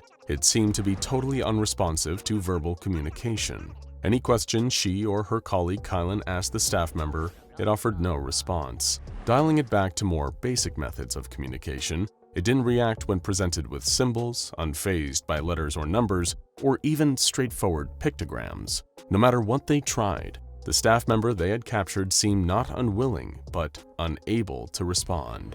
Oh, there's gotta be something we haven't tried, Conley urged, her frustration building after a long day of trying to get through to the creature. They're capable of speech, we know that from witness reports. Well, maybe they're a hive mind, Kylan mused, equally exhausted after their efforts. What if it shares a consciousness with the other staff? Like a drone in an ant colony. Hey, that's what we should name this one, they added. D for drone. Can we focus here, please? Researcher Conley snapped. It's almost like we need some way of enhancing it, granting it the right higher brain function so it has the ability to speak with us. Hold up, her colleague replied. You said we need a way to enhance it, but what if we refined it? What Kylan was insinuating was obvious, albeit a direct violation of the Foundation's own rules. SCP-914, otherwise known as the Clockworks, was an anomalous contraption of unknown origin. Two booths connected to the machine, one labeled input and the other output, could be used to disassemble, recreate, improve, or destroy an object that was placed within SCP-914. Although there was yet again another hurdle Conley and Kylan would have to attempt jumping over. The Foundation had banned the use of the Clockworks on biological organisms. The pair submitted a request to their Foundation superiors for access to 914 and permission to use it on D. Kylan hadn't expected their suggestion to be met with anything short of a resounding no, and while determined, Connolly couldn't help but find herself worrying about the possible, highly likely rejection, which made it all the more surprising that their request was not only granted, but the experiment approved by the O5 Council themselves. Clearly, the highest operational staff within the Foundation had some keen interest in whether the Clockworks could refine an SCP-3008 staff member. More likely, their interest was in what benefit the experiment could potentially lead to. If the Foundation possessed a refined staff member, its own agent within the infinite Ikea, the possibilities could be of great advantage to the O5 Council. They were less concerned with having an intermediary, using D to communicate with the other SCP-3008-2s, or negotiating the potential release of the displaced innocent people lost inside the infinite Ikea. If refining D could mean the Council had a way to safely reach other alternate universes by traversing through SCP-3008, then that bridge between worlds would be theirs to control. Of course, Kylan and Connolly were more interested in what refining D could tell them about the staff and the nature of SCP-3008. Did instances of SCP-3008-2 have needs or wants? Could they even possess the capacity to want things? Were they fulfilled with their lives as anomalous Ikea workers? And how did they navigate the maze of endless aisles? Imagine it, Connolly theorized. If D can communicate with them for us, we could open up trade with them. The canteen inside SCP-3008 endlessly refills with food. Just picture what this could mean if we work out a system of distributing that resource out of the Ikea. It could change the world, she exclaimed excitedly. Only one way to find out, right? Kylan replied. They watched as D, their captive staff member, was nudged into the input booth of SCP-914. Connolly gave the research assistants a signal to activate the Clockworks, hoping that refining D would allow them to be capable of speech and free thought. However, either through miscommunication or a secret order from above, one of the assistants had incorrectly calibrated SCP-914. It was meant to be set to fine, which would improve whatever was placed in the machine, but instead the dial had been turned to very fine, which improved the target item to an ever greater extent, often granting it anomalous properties. Before anyone even noticed the change, the gears and gyros of SCP-914 clicked and whirred into life, making a raucous noise of moving mechanical parts. Destroyed in the input booth, only to be reconstituted into something altogether new in the output one opposite, D emerged from SCP-914 after the process was complete.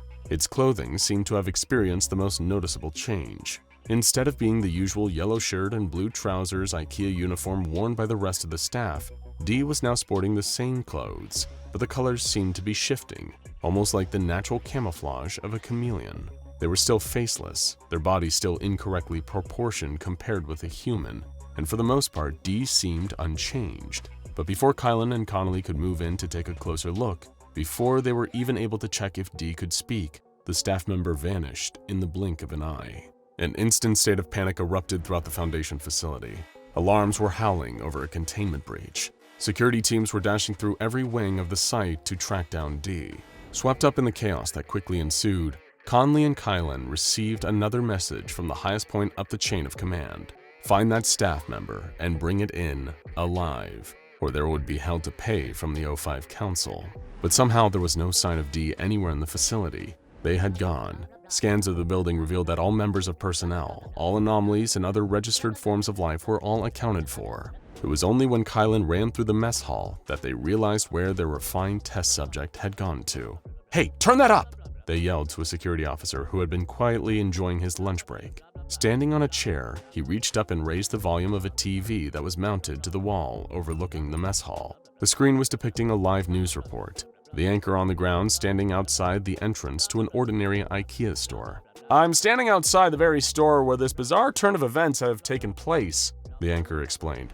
"Police received numerous calls regarding sightings of an unknown figure said to be scaring shoppers. However, they only responded when this clip went viral on social media." The report cut to cell phone footage of none other than D inside the store. Their uniform had shifted into its typical Ikea colors, almost like it had adapted to suit the place it had somehow transported itself to. From the mess hall, Kylan watched the footage in a mix of shock and confusion.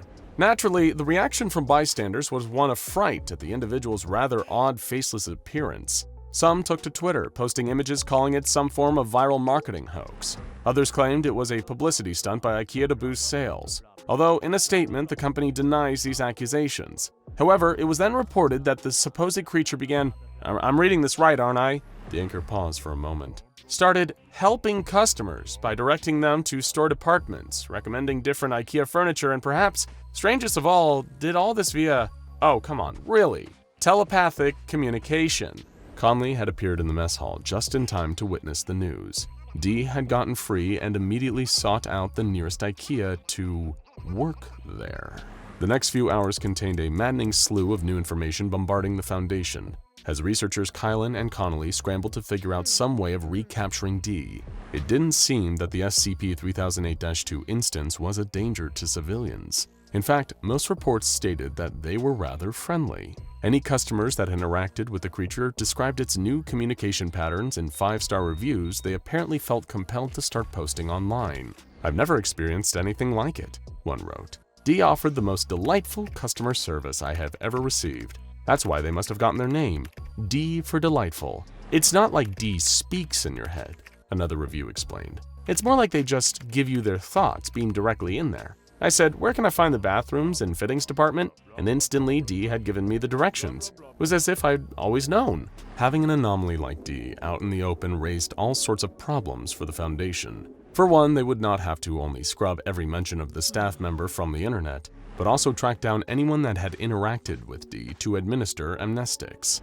But that was far from the worst of it. The researchers had been so caught up in coordinating a recapture effort that they didn't realize how rapid and extremely widespread the Dee reviews were getting.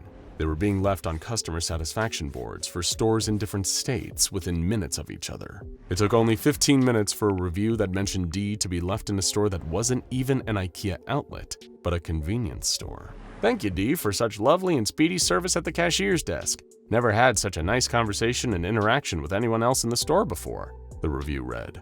The news that Dee could seemingly be in multiple places at once, appearing in different stores, was confirmed when Conley and Kylan saw photos posted online of the creature, wearing what looked like a number of alternate uniforms. It seemed that Dee's clothing, once exclusively just an Ikea shirt and pants, switched to match the uniform of whichever store they started to work in.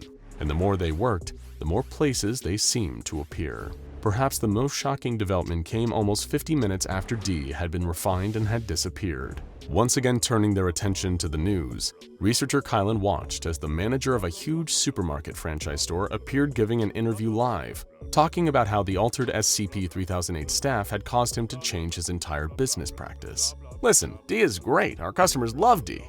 I hear the company's shareholders love him too. One thing's clear, we all love Dee," he said jovially. But something was unnerving about his gleeful smile. "So to show them our appreciation, I am hereby announcing that, effective immediately, all my retail staff are no longer required to come into work. Dee does it all, so there's no need for anyone else. They're friendlier, quieter, they work faster, and they're more efficient than any employee on my payroll. That's right, folks, Dee's here to stay." Naturally, this move sparked serious controversy, with the store's disgruntled, now former employees finding themselves out of work. A number of them took to social media in an outcry of dissatisfaction. "This isn't fair. I've worked every weekend through college at that store, and now I'm fired just like that? Thanks a lot, Dee," one of them protested. "It's all a corporate ploy," another wrote. "The rumor is that the only reason they're laying us all off so quick is because Dee doesn't technically count as a human employee, so they don't have to pay them. They're working for free, so the store manager and the company that owns the store can keep every penny of the profits." The justified outrage seemed to go willfully ignored as another store announced it would be adopting the same policy, firing all its staff and letting Dee take over their duties. More and more photos started pouring in right before Conley and Kylan's eyes of multiple refined SCP-3008-2 instances working behind cashiers' desks, refilling shelves with products, assisting customers. These seemed to be acting out of instinct, like they couldn't help being staff. It was their purpose. The horde of anomalous staff members ended up swarming over the country's retail industry simultaneously, like the drones of an ant colony. "Kylan, what the hell have we done?" Connolly asked, staring in disbelief at the TV screen. "We've done the unthinkable," they answered, equally horrified. "We created a monster. We took Dee out of SCP-3008 and made them into the most powerful retail worker on the planet." Within hours, every retail outlet of every different description, not just Ikea, had reported the firing of their entire staff, and every business that did was now raking in record profits. Droves of shoppers flocked to stores, all enjoying D's customer service so much that they were taking any excuse they could to rush out and buy, well, anything. As stock supplies started to deplete, more and more instances of the altered SCP-3008-2 appeared, taking over the supply chain and distributing products to the various stores they were working at, refilling the shelves in record time. Naturally, the O5 Council was furious. Researchers Kylan and Connolly had hoped to present them with a refined SCP-3008 staff member that could allow them to better understand the infinite Ikea. Now, the Council's ulterior motive of having access to an interdimensional bridge of other universes had been dashed. As if that wasn't bad enough, and the added hassle of D rapidly becoming a worldwide sensation, the economy was destabilizing. Thanks to the retail companies firing their staff and hoarding massive amounts of profit from all their stores, and thanks to having D compulsively working there, refining an SCP-3008 staff member looked like it was about to collapse the stock market and plunge the whole world into chaos. Our bad? Researcher Kylan shrugged, unsure what to say after they and Connolly had just been brought before the shadowy O5 Council to be reprimanded. There was only one thing for it. D had to be taken out of the picture, and quickly. The more they worked, the more they seemed to be able to multiply and spread. Then, with a greater number of D instances within a store, the faster and more efficient they were able to work. So in retaliation, the O5 Council begrudgingly activated Mobile Task Force Alpha-1, better known by their codename, Red Right Hand. This task force reported directly to the Council. They were some of the Foundation's most loyal operatives, and it was far from their first assassination mission. Well, they had assumed it would be an assassination, dispatching the Red Right Hand to a nearby Ikea where D had first transported themselves to after exiting 914. Of course, the place was overrun with D duplicates, but even after clearing out the entire store and administering amnestics to any customers that witnessed it, there were still plenty more of D out there. The Council quickly realized that they'd have to send MTF Alpha-1 to every branch of every outlet in the country, systematically taking out every duplicate of D in a lengthy cleanup operation until they were no more. It seemed the Foundation's personnel had their work cut out for them. Hopefully, they'd be entitled to a raise and some paid time off after all of this was over. Having your ordinary life unceremoniously change forever without a moment's notice is something that people can often find themselves hoping for. Anything to break life's monotony and change circumstances to make them more interesting. Although when that change comes in the form of being trapped in an endless Ikea outlet, it's not exactly the different kind of circumstances that people usually hope for. That was the situation that had befallen Winston not too long ago.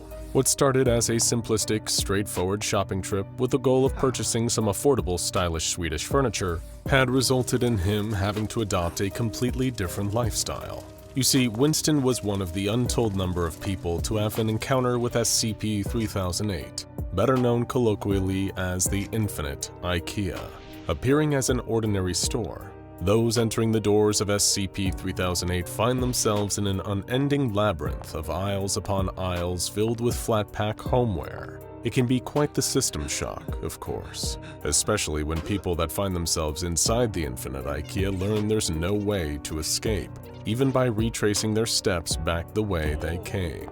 Doing so, they'll only be met with a disheartening realization that the entrance isn't where it was upon their arrival. Now, at first, learning that you've lost your entire life and are doomed to spend the rest of your days inside a limitless Ikea is admittedly a lot to take in. Your friends, family, job, all your worldly possessions are now unreachable, and everyone back home might likely spend many years wondering what happened to you. But it's not all bad news. As previously mentioned, Winston wasn't the only one to find himself in this predicament. Over the years, countless people have found their way inside the Infinite Ikea.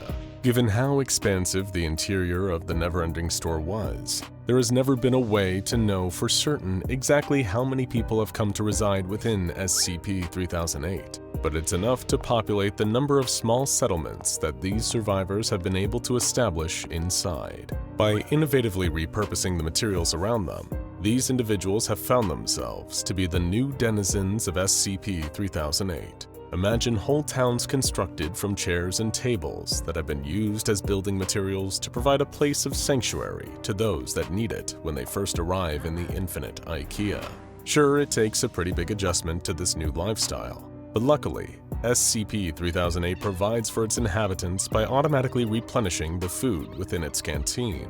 Naturally, it only offers items that are on the Ikea menu, but that's at least a consistent source of food and nutrition for those dwelling in its aisles. With food already taken care of, people inside SCP-3008 didn't even need to work. That was the strangest part that Winston found himself having to adapt to when he first got to the settlement of Cookware, named after the nearby sign that hung from the ceiling nearby, denoting one of the many departments of the store. It was odd to him how friendly everyone was, how much the people trapped inside 3008 cut off from the outside world forever seemed happy. There were many who'd been there for the longest that even claimed it was a better sense of life than out there in the real world. Inside the Ikea, there was a strong sense of community. Settlements helped each other out with construction, and because everything was provided for, no one had any need for selfishness or greed. After all, there was plenty of food to go around and money had no relevance. Ironic given they were all living inside a huge furniture store. Witnessing all of that helped Winston adapt to his new life inside SCP-3008 and made him feel a lot better about being in this predicament. The only real thing anyone inside the infinite Ikea had to worry about was the threat of the staff. These were the tall, faceless humanoids with elongated arms and legs that roamed the aisles of the furniture store while wearing distinctive Ikea uniforms. Most of the time, they remained docile, paying the human survivors little attention. That is, until the fluorescent lights above dimmed, signaling the beginning of nighttime. The staff usually became aggressive, repeating the ominous phrase, "The store is now closed. Please exit the building," and attacking anyone they came into contact with. Thanks to their ingenuity, the survivors in the Ikea had constructed barriers around their settlements to keep the staff out. And that did the trick, repelling the faceless employees that come at night. But little did anyone inside SCP-3008 realize that simple barricades wouldn't stop an entirely new threat from entering the store to disrupt their peaceful way of life. For outside the infinite Ikea, something wicked was stirring. Meanwhile, at a facility belonging to the SCP Foundation, a researcher by the name of Corbin Donnell had recently been assigned to SCP-035. Also known as the Possessive Mask, this white porcelain mask could shift between a comedy grin or a tragic frown. It also had the nasty trait of being an evil psychic artifact that could manipulate anyone around it into placing the mask over their face. At that point, SCP-035 would take full control of its wearer, making them into a host for the mask itself. So, would you like to take a guess as to what happened to researcher Donnell? The voice in his head, that persuasive whisper, it wouldn't leave him alone.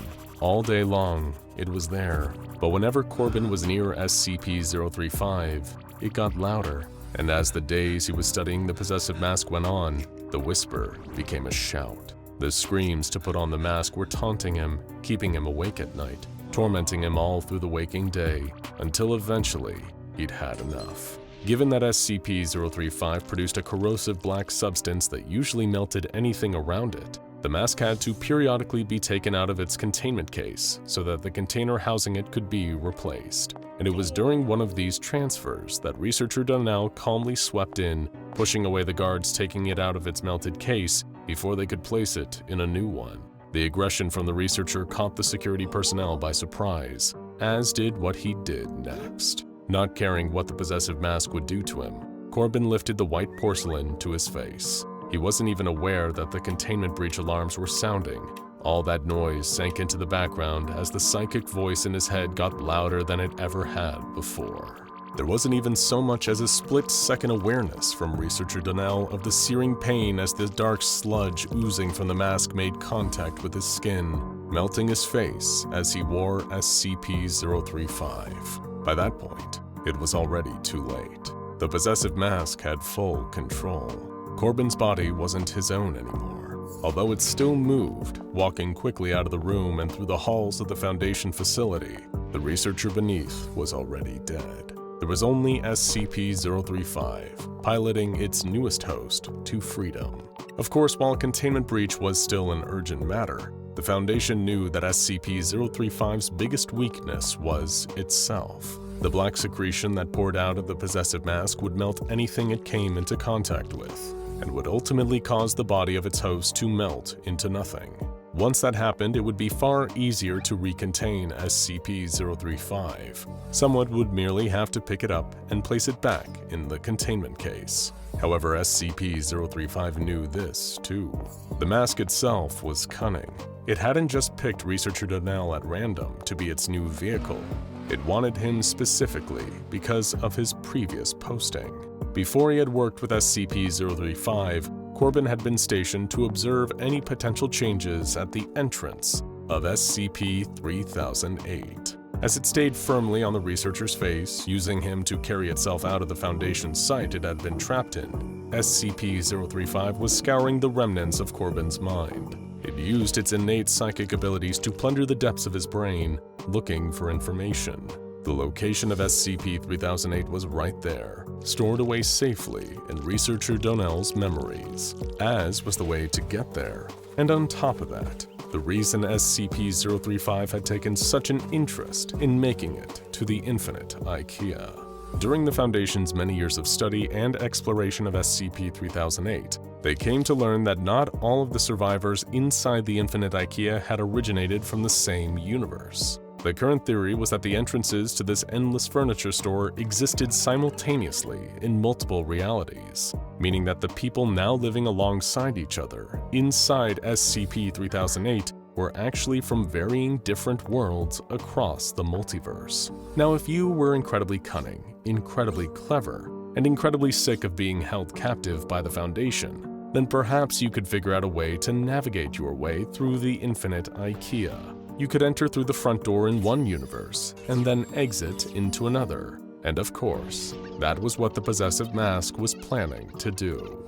As it approached the main entrance of SCP-3008, the black sludge leaking out of the mask had almost destroyed what was left of researcher Corbin Donnell. It wiped more of the corrosive secretion onto the guards stationed at the infinite Ikea, melting through them as SCP-035 made its way inside. First things first, the mask knew it had to find itself a new body to pilot before Corbin's expired. And it didn't take long for the possessive mask to happen across an unwitting candidate between the aisles of flat-pack tables. At around the same time this was happening, Winston, having long since gotten used to the rhythm of life inside SCP-3008, was on his way to the food court. He knew the route by heart now, and as he strolled closer, he was pondering over what he'd help himself to today from the menu. But it was while making his way there that he noticed something, or rather, he noticed not something, that he usually did. There were no staff anywhere around. Although they did not pay the survivors any mind during the day, when the lights of the Ikea were on, Winston knew that the staff members were always present. There were usually a couple milling about the aisles he had to pass in order to get from the settlement of cookware to the food hall, but today, there were none. And while this wouldn't usually be any cause for alarm, it kept playing on Winston's mind as he sat down to eat his plate of Swedish meatballs. He'd been inside SCP-3008 for such a long time that he'd become accustomed to the routine of living there, and the absence of the staff immediately stuck out as something that was out of its usual place. Finishing his food, Winston asked around, talking with his fellow residents of the infinite Ikea, asking if any of them had encountered any of the tall, faceless staff members on their way to get their meals. Each and every one of them that he asked, from varying different settlements, all answered the same, that they hadn't spotted any staff all day. As much as they were a minor threat to the human beings living inside the infinite Ikea, the absence of the store's only other residents kept playing on Winston's mind. Whatever was going on, the staff seemingly vanishing couldn't mean anything good, and so he decided to venture out into the aisles to figure out what exactly was going on. What he found was unlike anything anyone had ever seen in SCP-3008 before. It took Winston several long and uneventful hours to catch even a momentary glimpse of a staff member. He almost felt like someone trekking through a forest looking to get a sighting of Bigfoot or some other elusive urban legend. But as the third hour became the fourth, he spotted a hint of movement between the aisles. Following at a safe distance, listening out for the slightest sounds, Winston couldn't help but think he detected the noise of something heavy being dragged along the stone floor. Peeking out from between the aisles, he saw them. A huge group of staff members were all huddled in a display dining room. Only there was something different about all of them. They still retained their recognizable tall and humanoid shapes, with long, disproportionate limbs, but there was something smeared over the staff, a dark, oily black substance that seemed to melt through the floor as it dripped off them. From his hiding place, Winston soon saw where that substance had originated from. The thing being dragged across the floor was another staff member, looking more normal than the rest. One of the others, covered in the corrosive sludge, was gripping it by the collar of its Ikea polo shirt and bringing it through the group. Meanwhile, the ordinary creature was thrashing and flailing its lengthy arms around, trying to get free. It was dragged up to a staff member in the middle of the group, which turned and shocked Winston at the strange sight of it. This staff member, evidently the leader, had a face, or rather, it was wearing a mask. SCP-035 was now firmly affixed to the slender, faceless being, its expression locked in a wide grin that seemed to convey a twisted sense of glee. Its black secretion didn't seem to be affecting its new host in the same way it usually did. The body of the staff member it was now piloting didn't seem to dissolve. As the uncorrupted staff creature was presented to the masked leader, SCP-035 compelled its newfound followers to restrain their prisoner.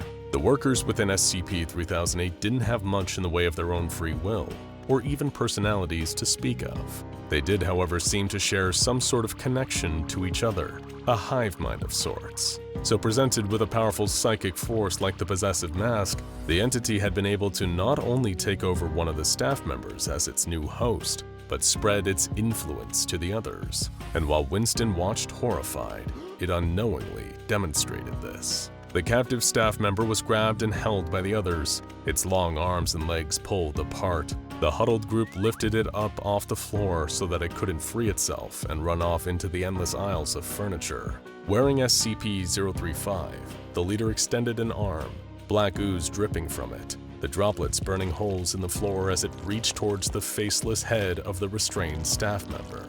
It placed a large hand over the faceless head of the captive. More of the corrosive secretion passed on to the newest addition to SCP-035's growing army. As the black substance spread over the staff member, so did the influence of the possessive mask force its way into another vessel. I'm telling you, I know what I saw! Winston protested, after recounting the events to the other settlers back at Cookware. There's something else out there, something new and dangerous, and it's infecting the staff. Oh, that's ridiculous, replied Bryce, one of the survivors who had been there much longer. I've been here for years and I've never even heard of such a thing. They yelled. I saw it with my own eyes, Winston argued. It has a small army of them already under its control. Even if what you're saying is true, someone else chimed in. What does it matter? We've already got barriers that keep the staff out, and they only attack at night anyways. Surely, even if this mask thing really is in control of them now, who cares? As if on cue, one of the lookouts at the Cookware settlement started frantically trying to get everyone's attention. They pointed to the ominous glow coming from just beyond the nearby aisles filled with wardrobe frames. An orange flicker was visible, even under the lights of the store which were still on, although blocked a little by thick plumes of black smoke rising up towards the ceiling. That's lighting, the lookout said in shocked disbelief, stating the name of another nearby community of survivors that was named after an Ikea store department. Something must have happened over there, Bryce declared. Maybe it's an electrical fire that's gotten out of control. It's them, Winston said solemnly. It can't be them, the older survivor snapped. The lights are still on. It's still daytime in the store and the staff never attacked during the day. I don't think the rules are the same anymore. Frustrated, Winston continued to argue. There's no telling what that mask did to them. Perhaps. Bryce was trying desperately to come up with a suggestion, but was clearly grasping at straws. What if this mask can be reasoned with? If it's more intelligent than the staff, we can negotiate. There must be something it wants. What do you think it wants? It wants this place, this Ikea. And now it has control of enough staff to form a small army. You think it's just gonna stop there? It's coming for all of us. And it won't stop until it's got the whole store under its control. And if it has to wipe us out to do that, well, it looks like it's not hesitating. So what do we do? A voice called meekly. Winston turned to see the townsfolk of Cookware had gathered. all looking up at him with terrified expressions on their faces. He gazed back at each one of them, then looked back over at the smoke now towering over where lighting had been, and was now in flames. Who knew how many of the settlers there were still alive, and how long it would be before SCP-035 and its new army did the same to cookware? Something had to be done. We need to get the word out, Winston announced to the other survivors. I need our fastest to run over to the other towns in the store. You each take one, you pass on the message, and then you come back. You know your way around well enough, so avoid anywhere you'd normally see staff. Even if they haven't been corrupted, we can't chance it. Why don't we tell the other settlements? Somebody in the crowd called. You tell them what's going on. You say that something has come here to threaten this Ikea and our way of life. This place isn't where any of us first came from, but it's all our home now. It's provided for us, but now it needs us to defend it. Winston explained. And how exactly are we gonna do that? Bryce asked. The lights had gone out, but although night had fallen, it wasn't dark yet. Standing with their fellow survivors from numerous other settlements, the residents of SCP-3008 had fashioned flaming torches from the legs of Ikea desks and tables. And that wasn't all. They were carrying makeshift weapons. Some had spears crafted using curtain rails with sharp kitchen implements fashioned to the end. Others had wardrobe doors in their hands to act as rudimentary shields. They were hardly warriors, but as an army of corrupted staff members lurched out of the darkness towards them, each survivor of SCP-3008 knew what they had to do. At the front of the army towered the staff member with SCP-035 on its faceless head.